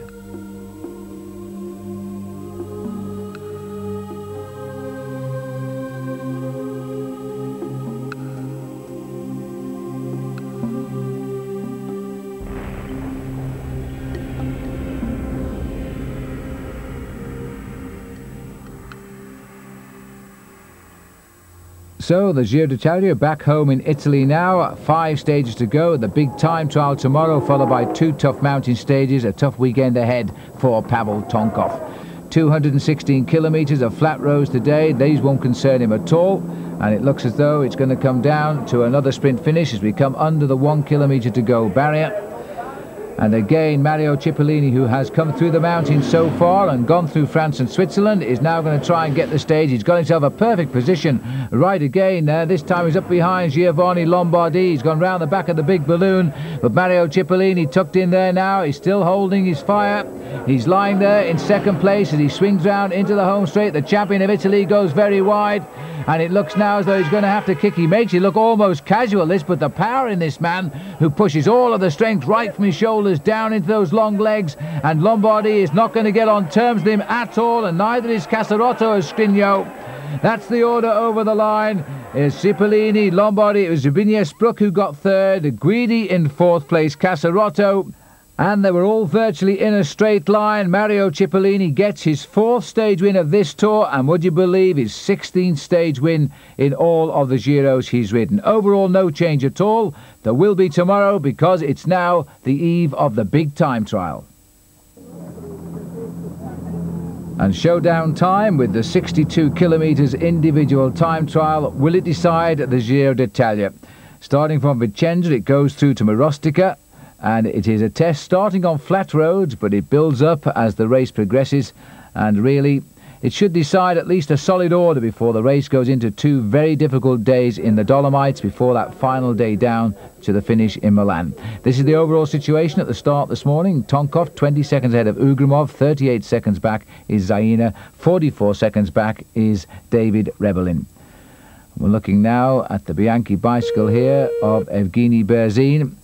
An excellent time trialist, his memory going back to a couple of years ago when he beat Miguel Indurain and went on to win the Giro d'Italia, the first ever Russian to do that. He's going to have to fight back now from 8th place, a minute and 41 seconds down. A lot of time to make up to get himself back in the frame. Switching now to Gonchenkov here at the Czech at Braganza. He's gone through with the best time. Zenon Jaskula through there originally with the best time. The rider who once eliminated many riders in the Tour of Switzerland when he went on to win a mountain time trial there. This is the situation at 39 kilometres covered. Gonchenkov leading by a minute and 9 seconds, so his good form continues. Not so for Claudio Chiappucci. He's never been a man for the big time trials. His times recorded are showing he's not riding too quickly now, having started 2 minutes in front of Evgeny Berzin. And here is Berzin visibly moving quicker. And I think very shortly he's going to pick up Chiappucci into his sights because he's gaining big time on him. Taking the fastest way around the corners here, the Gavis rider.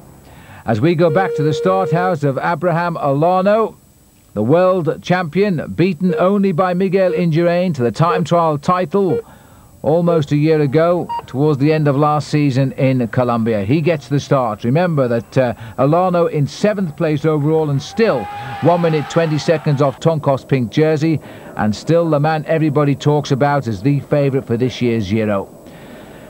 Berzin, Olano, two masters of the art against the watch, and they're going to run pretty close at the time checks at the moment. The little compact figure on the left there of Evgeny Berzin looks rather frail against the big stout frame of Abraham Olano. This is P.UGRUMOV, his turn to start. He starts 2 minutes in front of Pavel Tonkov. Must be a daunting feeling to know that the leader will be chasing you out of the start house in just 2 minutes time as Ugrumov goes.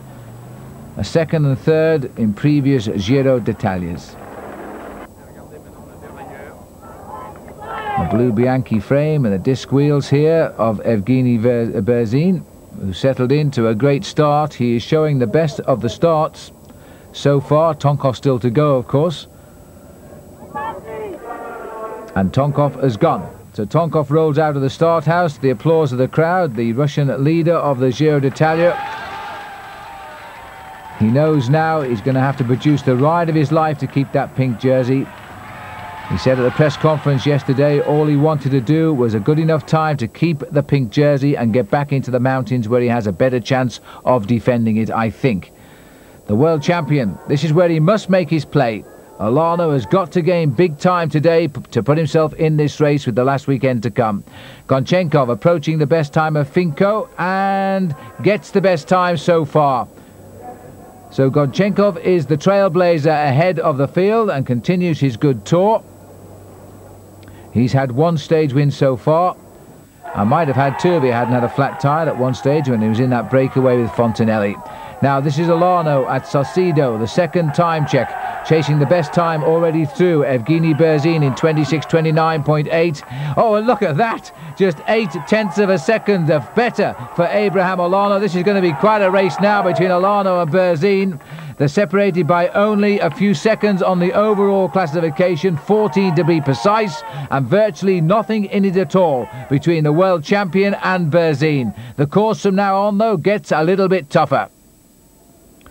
Here's the situation with still the top riders to go through. Olano, best time, 26 minutes 29 seconds. Look at this, caught for 2 minutes. Claudio Chiappucci are made to be looking as though he's slowing right down. Evgeny Berzin ploughs on. The long empty road ahead of him, and the same can be said for the race leader here. He is sweeping up today, starting last man out of the start house. And Pavel Tonkov not looking very good at all there. The time checks will reveal all very shortly, but he didn't look as though he was going too well. Because of the rules, no motorbike camera is allowed up on the rider's shoulders anymore, so we're going to have to take these pictures from the rear and imagine what the faces look like. Tonkov, 1 minute 16. That's an awful lot of time lost by Tonkov on the best time so far. You know, his pink jersey very much in danger to either Olano or Berzin. Advantage Olano at the moment. Here it is, Olano, 26:29. Tonkov down there in only 8th place, 1 minute 16 seconds off the pace. And Olano starting today 1:27 behind Pavel Tonkov. Head-to-head battle between Berzin and Olano. They are locked together, these two riders. It is going to be a terrific finish to this time trial. Who was going to have the strength towards the end, because it's going to tell all of that. P.UGRUMOV coming through at the Czech of Braganza, chasing a lowly time here because he's going now. Ugramov only through in 5th place. Berzin the best time to arrive here for the moment. So Ugramov continues. We're looking at Evgeny Berzin here now as we move on to the 5th intermediate time check, and Berzin now setting new times there. So Berzin looks set now to arrive at the finish with the best time, but of course Olano and Ugramov and Tonkov are all behind him on the course. This is Pavel Tonkov at Braganza, and the time is going to tell all here. He's racing against the 5th time of Ugramov at this check. He comes through. He is 140 down on Berzin. So he's lost his overall lead if Olano confirms at Braganza, because the new leader on the road now is Abraham Olano, unless of course he's lost ground to Evgeny Berzin, and he hasn't. So the best man at the moment, Abraham Olano, the new leader of the Tour of Italy, as the head-to-head continues here. Look at this, 1:14.03 against 1:13.47 of Berzin. Olano is riding to the pink jersey in the Giro d'Italia at the moment.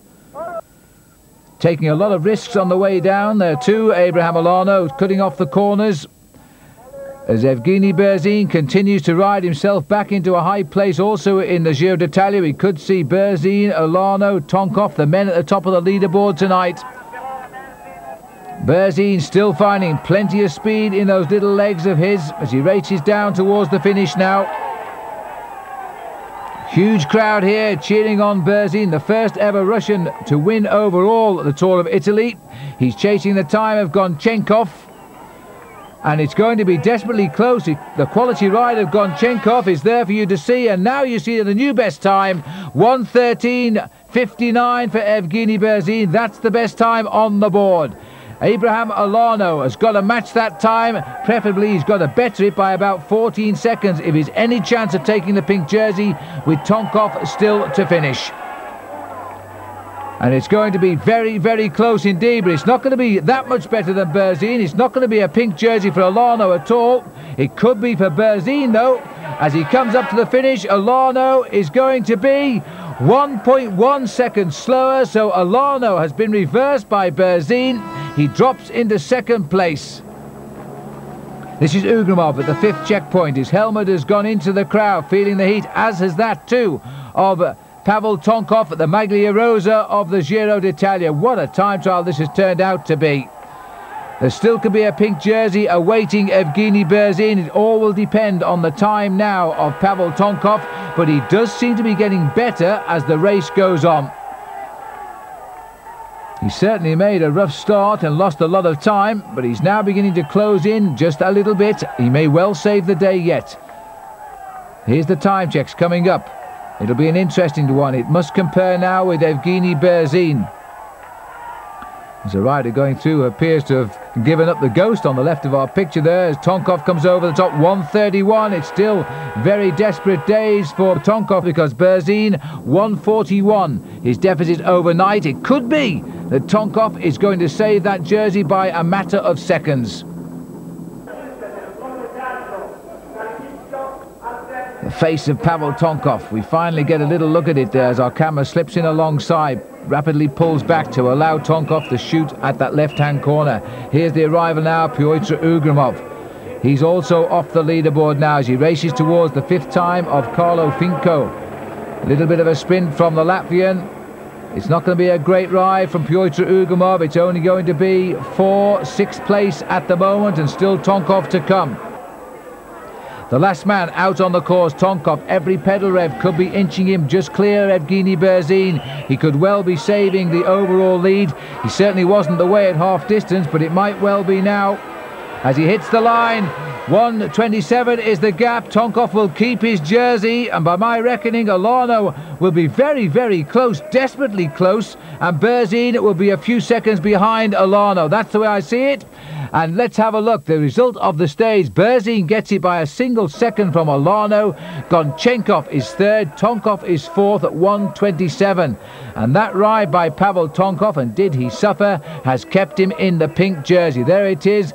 A single second, because the times are rounded to the second. Olano is in second place and Tonkov keeps his overall lead. And now he's got to do it all over again if he's going to run out the winner of the Giro d'Italia. The Passo Poidois is climbed twice here in the Dolomites, once midway through and once to the finishing line at the end of a ride of 220 kilometres. This is the sting in the tail that everybody has talked about, the first of two very, very vicious days indeed. The race starting from Bassano del Grappa, once the scene of the World Championships, and now it is racing all over the mountains of the Dolomites. And the big decisive climbs will be the 2,000 metre plus. There's 4 of them today, including that 2 climbs, as I say, of the Passo Poidois. And here, as we head towards it for the first time, perhaps predictably, Mariano Piccoli, the leader of the King of the Mountains and indeed the defending champion, in this breakaway with Filippo Simeoni. And no immediate reaction from the field, because Piccoli is chasing the King of the Mountains points, while Simeoni, a second-year professional, is just trying to grab himself a little piece of glory on the Carrera team. Massive crowd here, all sensing today they could witness the kill, and as to exactly who will win the Giro d'Italia. Tonkov, remember, just protecting a single-second advantage over Abraham Olano, the world champion. This is Rodolfo Massi here, who's trying to get across to Piccoli and Simeoni on the climb of the Poidois under what is the kilometre banner, and it will certainly be that next time around. But this time it's just a kilometre for them to the summit, and then they go on, descend to the Marmolada, and then climb back over this pass to the finishing line. Still 68 kilometres to go. Piccoli has been a very strong and decisive leader in the King of the Mountains. He was a good winner last year, and now he looks set to gather enough points to be the winner this time around as well. Up to the summit of the climb, the clock gets ready. No reaction from Simeoni. He's going to allow Piccoli, who's made all of the running up the climb, to get the win, followed by himself. And now it looks as though Massi is hanging on to third place. He's clear of the field. And this is the remnants of the field, a very select group indeed. Gianni Bunyu, who lost so much time early on, sitting third wheel now, as the Panaria team have to do all of the work to try and keep the race in touch. They're more concerned with the content of that chase group, which does include Berzin and indeed Olano and Ugrumov, so the danger men, the men most dangerous to Pavel Tonkov, are still alongside him. But one climb of the big pass is over. Now on the way down, and it looks as though Massi is going to make contact very shortly with the 2 leaders, Piccoli and Simeoni. Makes an interesting 3-man breakaway, the combination which could survive here. Vladimir Belli of Panaria is such a strong teammate of Tonkov, setting the pace. ZAINA comes through in second place. He's a bit of a surprise in this race. Then comes the pink jersey by just 1 single second, Pavel Tonkov, and the man who's haunting him now right on his wheel there, Abraham Olano. An attack going up the inside there. Looks like the rider attacking is Brasiliat Fausto Dotti. A reaction coming, I think, from Bietziberg of Switzerland. They're on the lower slopes. And meanwhile, the 3 leaders together here now, assessing the situation. Working well together. Massi is having an inspired tour here. The stage win already. He's been a pro for 9 years, don't forget. Join the leaders on a day when he might feel that the infighting will all be reenacted behind, as Tonkov tries to contain Olano. Still heading towards the climb of the Marmolada. Long downhill run now before they only have to climb back up to the summit next time around. There'll be no more downhill. Here's a glance at the field, and I don't see any of the stars missing. Evgeny Berzin looking pretty relaxed. And he's just having a little chat with his teammate there, Bruno Kengialta, a strong man when you need him. But it looks as though this group has lost a little bit of its impetus here on the climb of the Marmolada, and in fact they're being caught and drawn in very, very quickly indeed. There is Dotti, who was away, but he's now back at the head of the field. Number 33 there is Bietzberg, so they've both been picked up. This is the advanced scout group, and this is the pink jersey group here. Ivan Gotti also here. And none of the real favourites missing from this select climbing group. You wouldn't get anything out of the face here of P.UGRUMOV, who looks across at Abraham Olano, the champion of the road race. What a great title that was to win with a flat tyre, let's not forget. Miguel Indurain taking second place, and Spain at last getting a world road racing champion. But the field has caught up and is swelling all of the time now. Piccoli in that green jersey drops down a little bit. It looks as though we've got another attack here coming from Dotti. Just testing the water once again. It was his attack that really caused the crumbling of that breakaway of Piccoli, Simeoni and Massi. And they're not really ready to fight again yet, are they? Vladimir Belli setting the pace for Panaria. His job is simple today. Go as fast as you can for as long as you can, and then hope that Pavel Tonkov can keep his jersey. That 1 second margin is not much, is it? And this is Bietzberg, who's again caught up with Dotti for the second time today, and this time he's not going to wait for him. He's sprinted straight past Fausto Dotti and left him, and he's gone out on a lone sortie here. Now this is a good move by the Carrera team, because remember, they have Enrico Zaina still in a high overall position in this league group, and now it's down to the others to chase Bietzberg. Panaria, no immediate reaction. Here's Piccoli again trying to nibble away at the front, and again the pack are coming back onto him. So the King of the Mountains, all he wants is the points at the summit. He's quite happy to wait for the pack, but they're not letting him go this time. And this looks like a rather cracked Fausto Dotti. The legs have gone as he looks up the road and sees Bietzberg, who won the Grand Prix Frankfurt this year, his first big classic victory in Germany. A very good climber, and if he gets away and settles in, he might well climb over the top of the Marmolada and then on to the Podoi for the finish. But the breakaways have all been spread asunder now. Still Panaria remain in charge. Pavel Tonkov, who's always had a high finish in all of the tours he's ridden here. Now 27 years of age, been a professional for, this will be his 5th season. One of the stunning views here in the Dolomites of how they build these roads in Italy, I'll never know. The gap is up to 50 seconds from the first group, which contains the pink jersey. As Berg now heads gently towards the top of the Marmolada, and then the descent, and then the climb up to the top of the Podoi and the finish. And the group is absolutely shattering now. Just tagging on to the back here of the pink jerseys, Abraham Olano, that second looking a little bit fragile for him even, as Ugrumov also starts to increase the pace. On the far side, it's Zaina. So Pavel Tonkov, perhaps the advantage, you know, has swung back to the Russian rider. Now we're away from the time trial, because that's the first time I've noted Abraham Olano actually suffering on the climbs during this Giro. Here's Zaina sitting at the front of the group. One of the real finds of this year's Giro, and a good replacement for the absent Marco Pantani. Ugrumov now into his 30s and still riding like a very young man in second place. Tonkov without the Panaria team around him now. They've been blown out on this climb. It's quite a tough climb, the Marmolada, by the way. It certainly isn't an easy stepping stone to the finish climb of the Podoi, and it looks as though Evgeny Berzin also is not feeling too hot after his great time trial.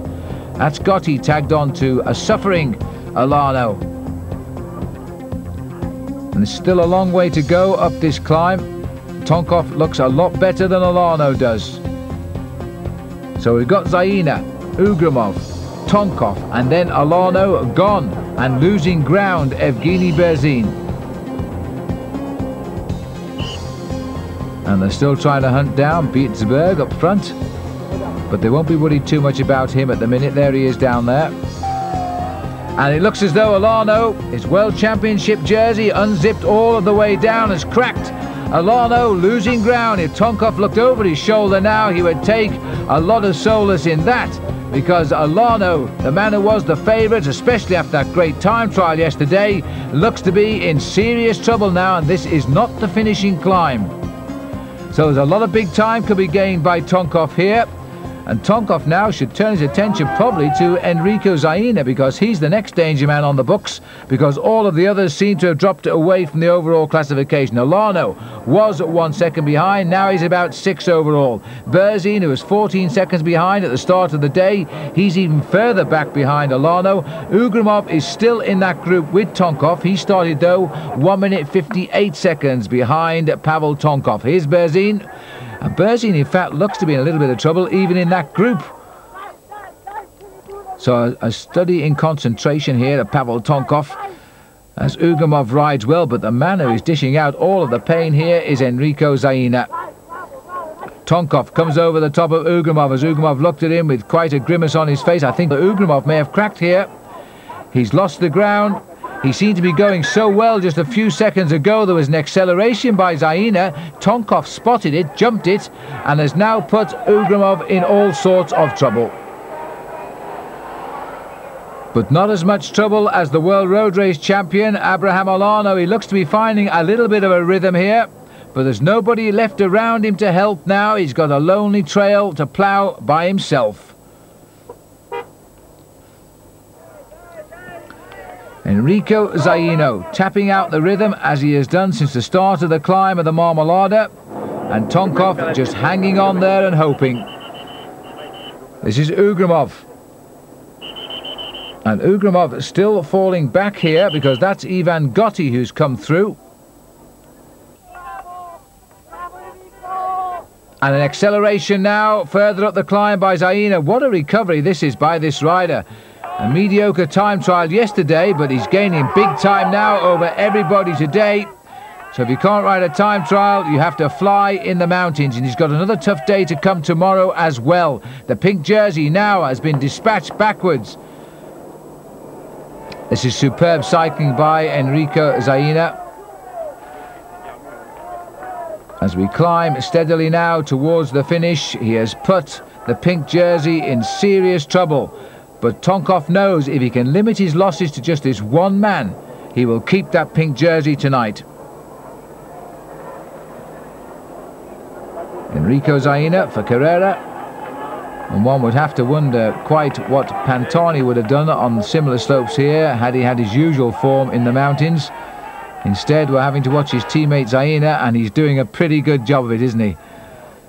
Continues to look very, very frisky at the front, inspired by the fact that he's heading towards his second stage victory in this year's Giro d'Italia, far and away his best ever tour. But watching the battle behind as riders are beginning to crack. Rider number 66 is Ivan Gotti. He's having an inspired climb now. He's come right up to the back wheel of Pavel Tonkov. Tonkov may have gritted his teeth and hung on, and now the elastic has snapped. He may have blown. Gotti going by him. It's a long, long climb to the finish on the Podoi, and Ivan Gotti is not going to rush at it. He's got up alongside Pavel Tonkov. Tonkov looks across to the left to see if he can spot anybody coming. He'll take a lot of confidence from the fact that Olano is nowhere in sight now. And Ugrumov, well, he's found his second wind here. He's coming right up behind Tonkov and Gotti. And that takes a lot of doing. But there aren't many tougher cyclists in Piotr Ugrumov. He's had his great battles in the Tour of Italy in the past, especially with Miguel Indurain. Almost run him to the victory too a couple of years ago. He was less than a minute behind him when the final analysis was made. And on this little bit of the flatter slopes here, he's coming across to the leaders.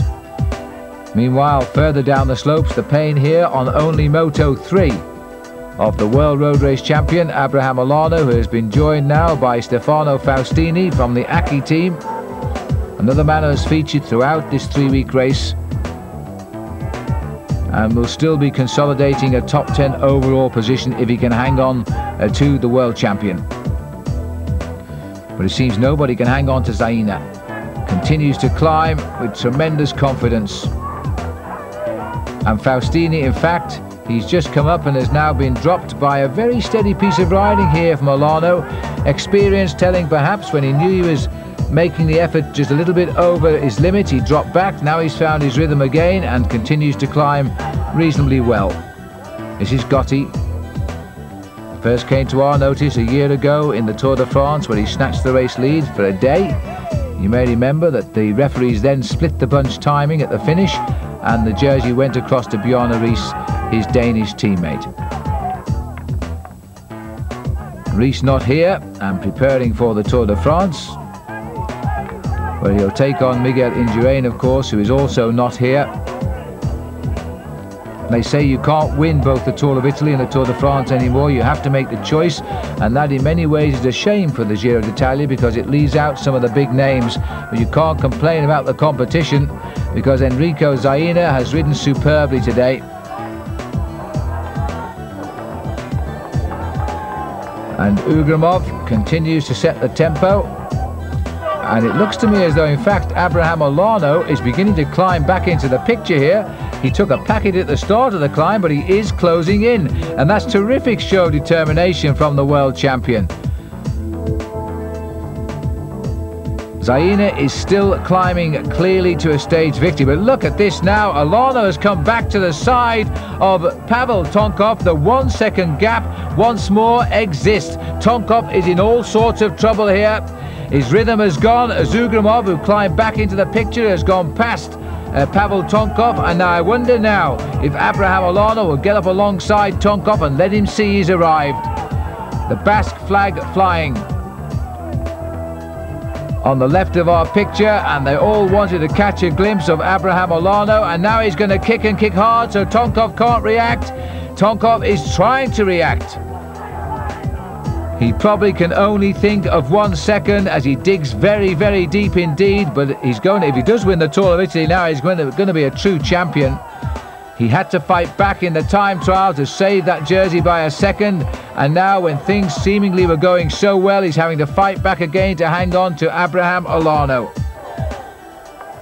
But it could well be that the pink jersey denied Olano yesterday by that 1 second will be his today. But first he's got to get rid of the pink jersey of Tonkov. But the acceleration by Olano is taking him back up to P.UGRUMOV. Look at the face of P.UGRUMOV here, just ahead of him, and he's seen him, Ivan Gotti.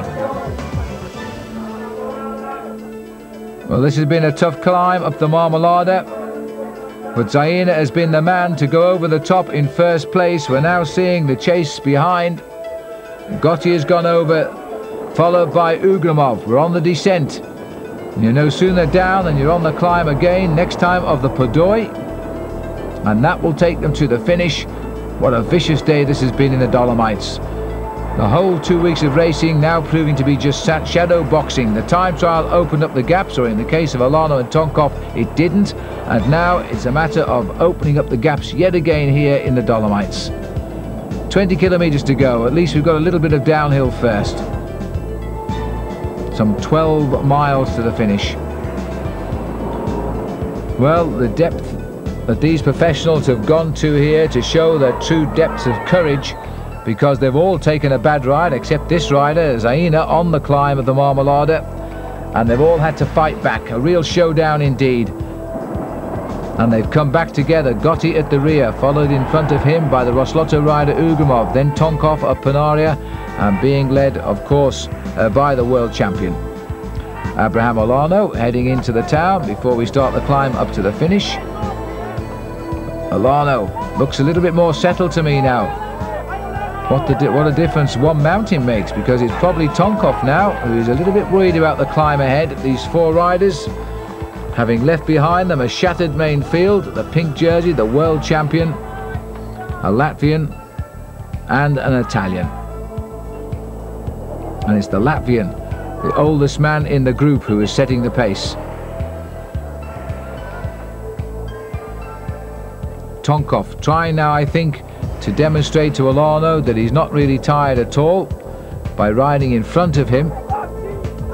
Ivan Gotti, the rider to watch, he's nothing to gain at the moment, although he's reasonably well up overall, but he's the man. He knows he's no need to involve himself with the infight that exists between Olano and Tonkov, and he might take an advantage from that later.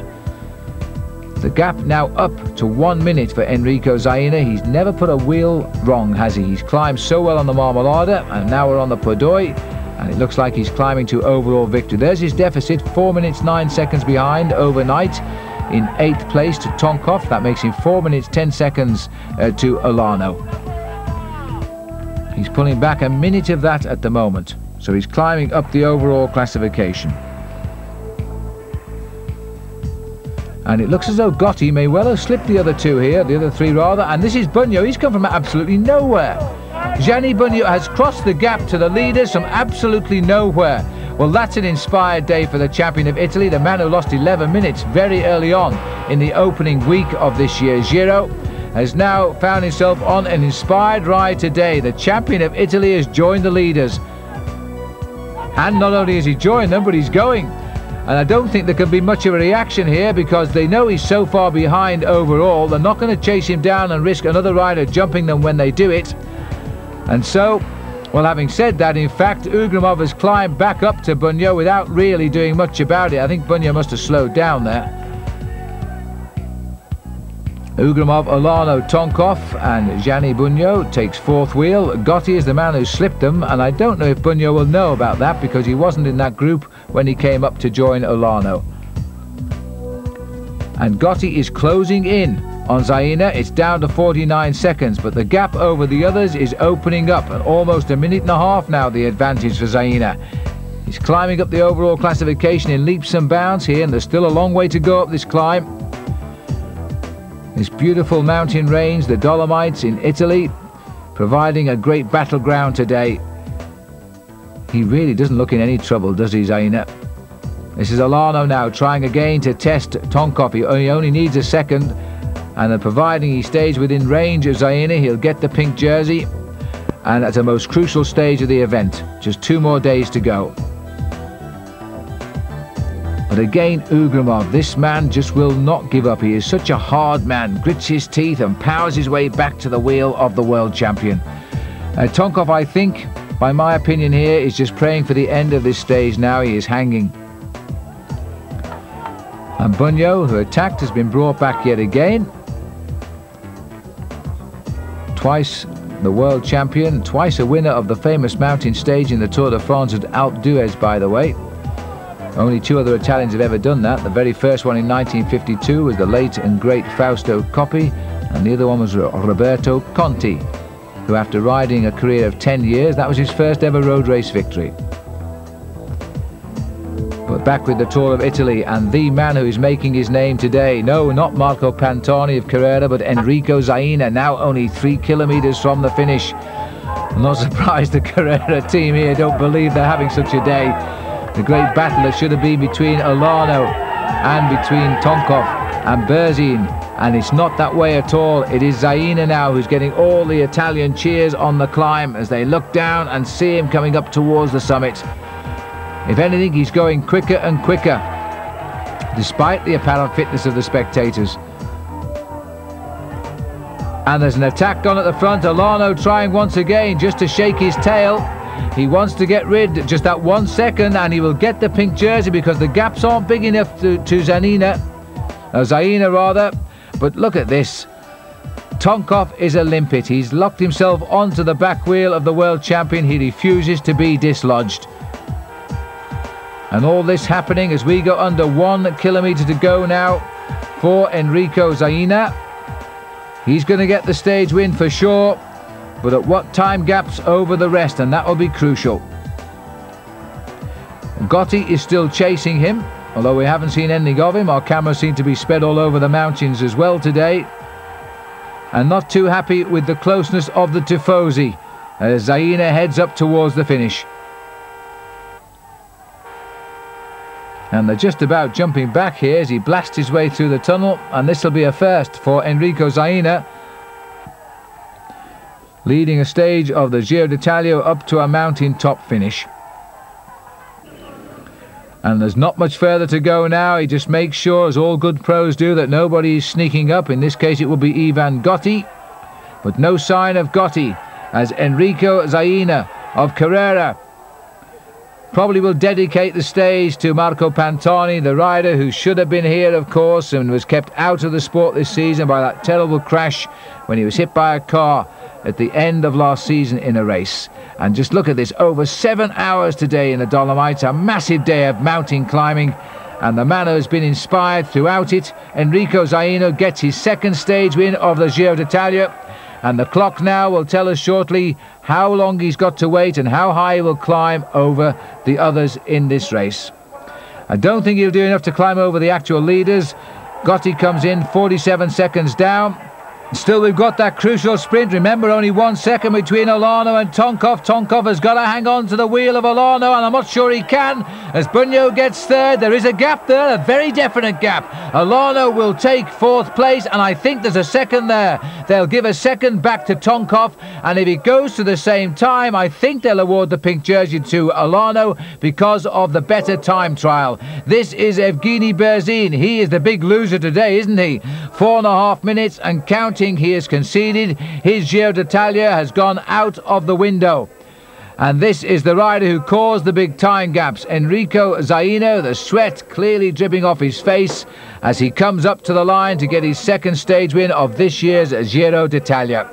There's the result. Gotti comes in at 47. Bunyo, Olano and Tonkov was given a time difference. He is given second place overall, the same time as Abraham Olano. Zaina is up into third place. What a race this is turning out to be. Denied yesterday the pink jersey, the world champion gets it today. And by the way, he was given the victory, or the lead rather, by 46 hundredths of a second. That was the official time gap. The final day in the Dolomites, the Saturday, the penultimate day of the race, the longest one as well. 250 kilometres now, taking the rise from Cavallese on a tour of the Dolomites, and there are some brutes here. 4 of them are topping the list of all of the climbers today. The race will finish down in Aprica, and there's a little rundown on the profile. The biggest of the climbs is the Passo di Gavia, but watch out for the Mortarolo, which is a brute of 13 kilometres. We join the race here on the Passo di Gavia, and alone in the lead is the Colombian climber, Hernan Buenahora, and he was the rider who took 10th place in the Tour de France last year. A gifted climber indeed, being chased all the way up here, Nelson Rodriguez, and the rider in yellow, Stefano Faustini. They're not too far behind Buenahora. They should get together on the descent, and there's a revitalised Gianni Bunyo. While the Mappe boys pick up the newspapers, not to read of course, but to push up the jumpers, ready for the descent and that cold wind. Ugrumov takes a little bit of reading material as well. The way down off the Gavia. Cautious descent this by the Colombian. Certainly not a man in a hurry. He's taken the King of the Mountains points, but Piccoli already well clear in that competition. There's Berzin, third in line of the group, the pink jersey of Abraham Olano, sitting off the back of this big group. The scenery today undoubtedly is stunning, but his concentration must not be relinquished at all, because on these descents, which are very, very dangerous in the Dolomites, as you can see, you have to keep your full wits about you. Buenahora still leading down here. Rodriguez sitting at the back, the little man who once beat Piotr Ugrumov in the Alps to a stage win in the Tour de France after sitting on Ugrumov all the way to the line. He outsprinted him. Rodolfo Massi trapped in between this group and trying to get across, as he was the other day. And he might well get across, because the main field behind are concentrating on the in-house battle for the final destination of the Maglia Rosa. It should be decided today for the final ride into the finish tomorrow. There is Massi, 30 seconds down. The group containing Abraham Olano and Tonkov is at almost 2 minutes at the moment. And Massi back up now with the leaders, so we've got 4 of them: Buenahora, Faustini, Rodriguez and Massi. Well, any one of these rides, looks so Massi there is a little bit worn out after the chase. He's had 1 stage win and has put in some good rides in the mountains this last couple of days. Latched onto the back, which is 44 kilometres to go of this long stage, but now we're beginning the climb of the Mortarolo. This is without doubt the steepest climb in this year's Giro d'Italia, with slopes of 1 in 5, some 20% gradients. It goes up for 13 kilometres, and Ugrumov is the first to start trying to break up this elite group. Ivan Gotti also setting the pace. Ugrumov just behind him. Then ZAINA. What can you say about him? He continues to look good. Pavel Tonkov, not the one in the pink jersey anymore, but the one in the pink of Panaria. And it looked to me as though Olano was in a bit of trouble at the back there, and he was. Abraham Olano has lost ground here, and we're only on the start of this long climb. And if Tonkov cares to look over his shoulder, he could hurt him more. It was the acceleration of Ivan Gotti that put him in trouble. This looks as though Rodriguez being picked up now by the group.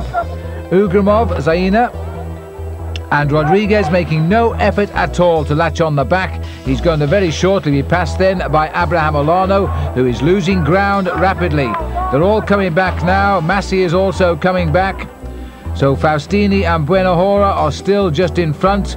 Olano climbs past Nelson Rodriguez, who has no more fight left in him. The same may not be said of the pink jersey. Equal on time with Tonkov, so now he's down into second place in this year's Giro. What a marvellous tailpiece this has been. Here are the other two attackers of the day, Buenahora and Faustini, being picked up now by a group inspired by the loss of Abraham Olano. And it was a long stare back there by Buenahora, and he was probably looking to see if the pink jersey was present, and he was certainly not. 27 seconds the gap now to Tonkov and Olano. That's enough to win this year's Giro for him. But he must watch out now for the resurgence of ZAINA, who with a good ride today could well move up into the overall lead. There he is on the left of our picture. Ugrumov has had an excellent race, always been in the action when it matters. Perhaps the final killer strength leaving him a little bit as he gets older. Tonkov, of course, the same can't be said of this man, who's now coming very much into his own, having had a love affair with the Giro d'Italia for a number of years.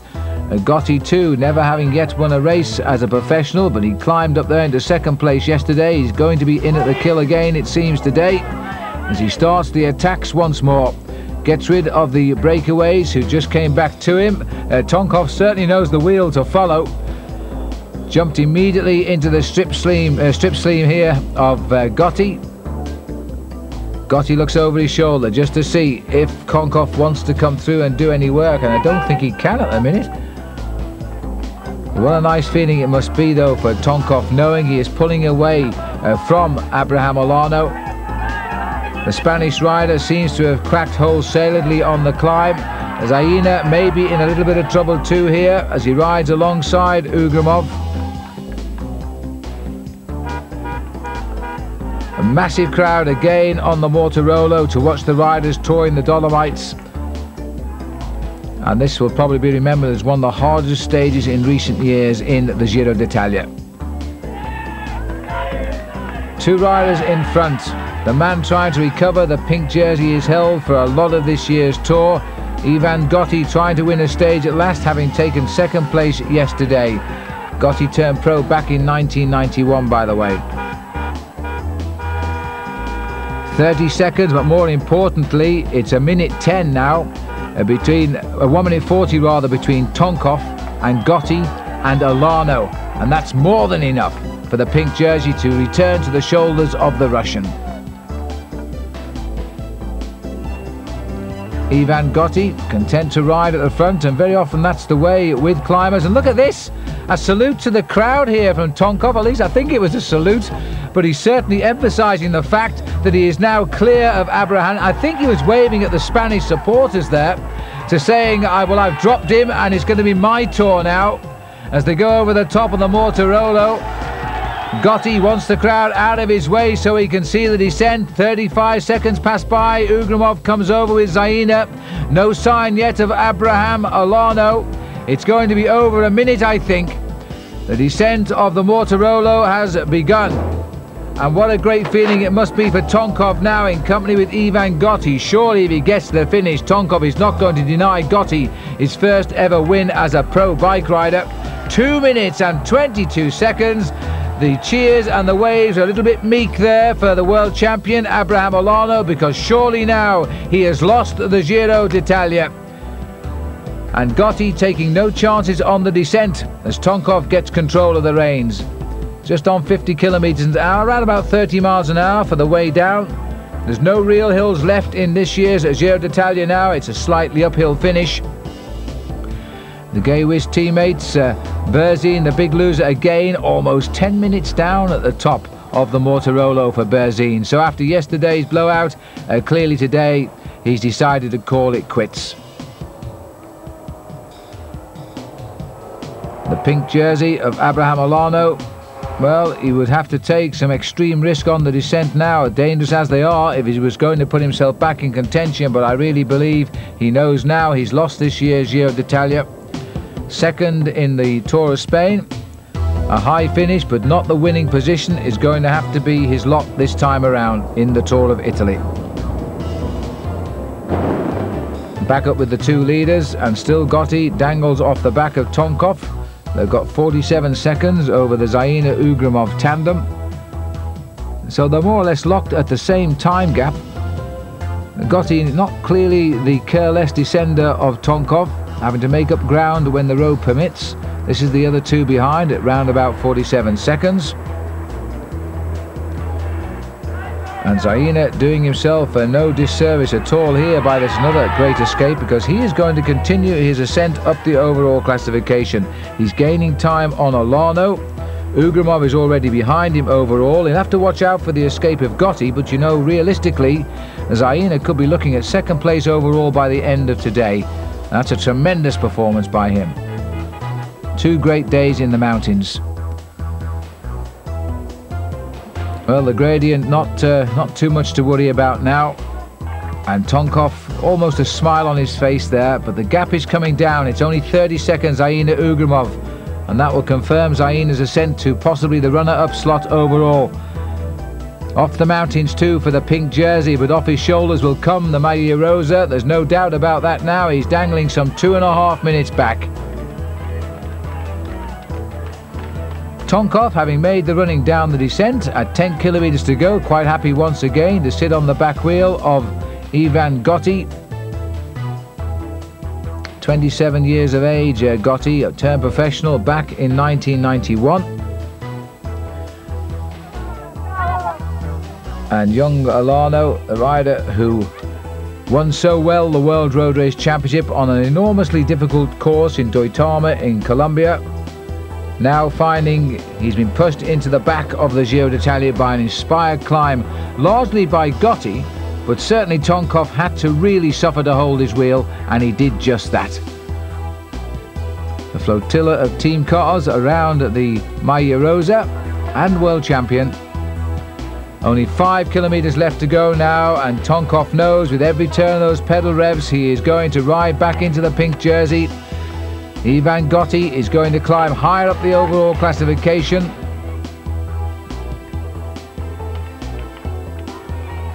Tonkov, who won 3 stages in Italy of the Settimana Bergamasca this year, and also a stage of the Tour of Romandy,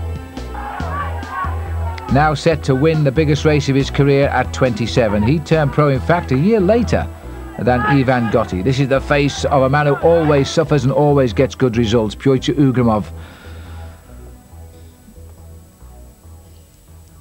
Well, by his own admission, Olano says he's not a great mountain climber, but these last 2 days he's hung in there pretty well. But there was just one mountain too far. The Col de Mortirolo has cracked him. Tonkov, followed by Gotti. Inside the last couple of kilometers to the finishing line now. You can almost see the smirk on the face of Pavel Tonkov. And the gap has gone up again, so he's had a good last few kilometres. 1:08 now to the other two, and 1:55 to Olano. Olano himself is closing in, so he's not giving up at all. He's closing in, but it's not going to come soon enough to save that pink jersey. And tomorrow should be a formality for Tonkov if all goes according to plan on the road into Milan.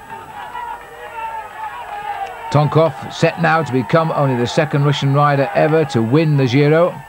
Evgeny Berzin said before the start of this race that a Russian rider would win the event, but I think he was implying himself rather than Tonkov. And it's not to be. In fact, it's a Gay-Wiz teammate, Ivan Gotti, who's had his day here today.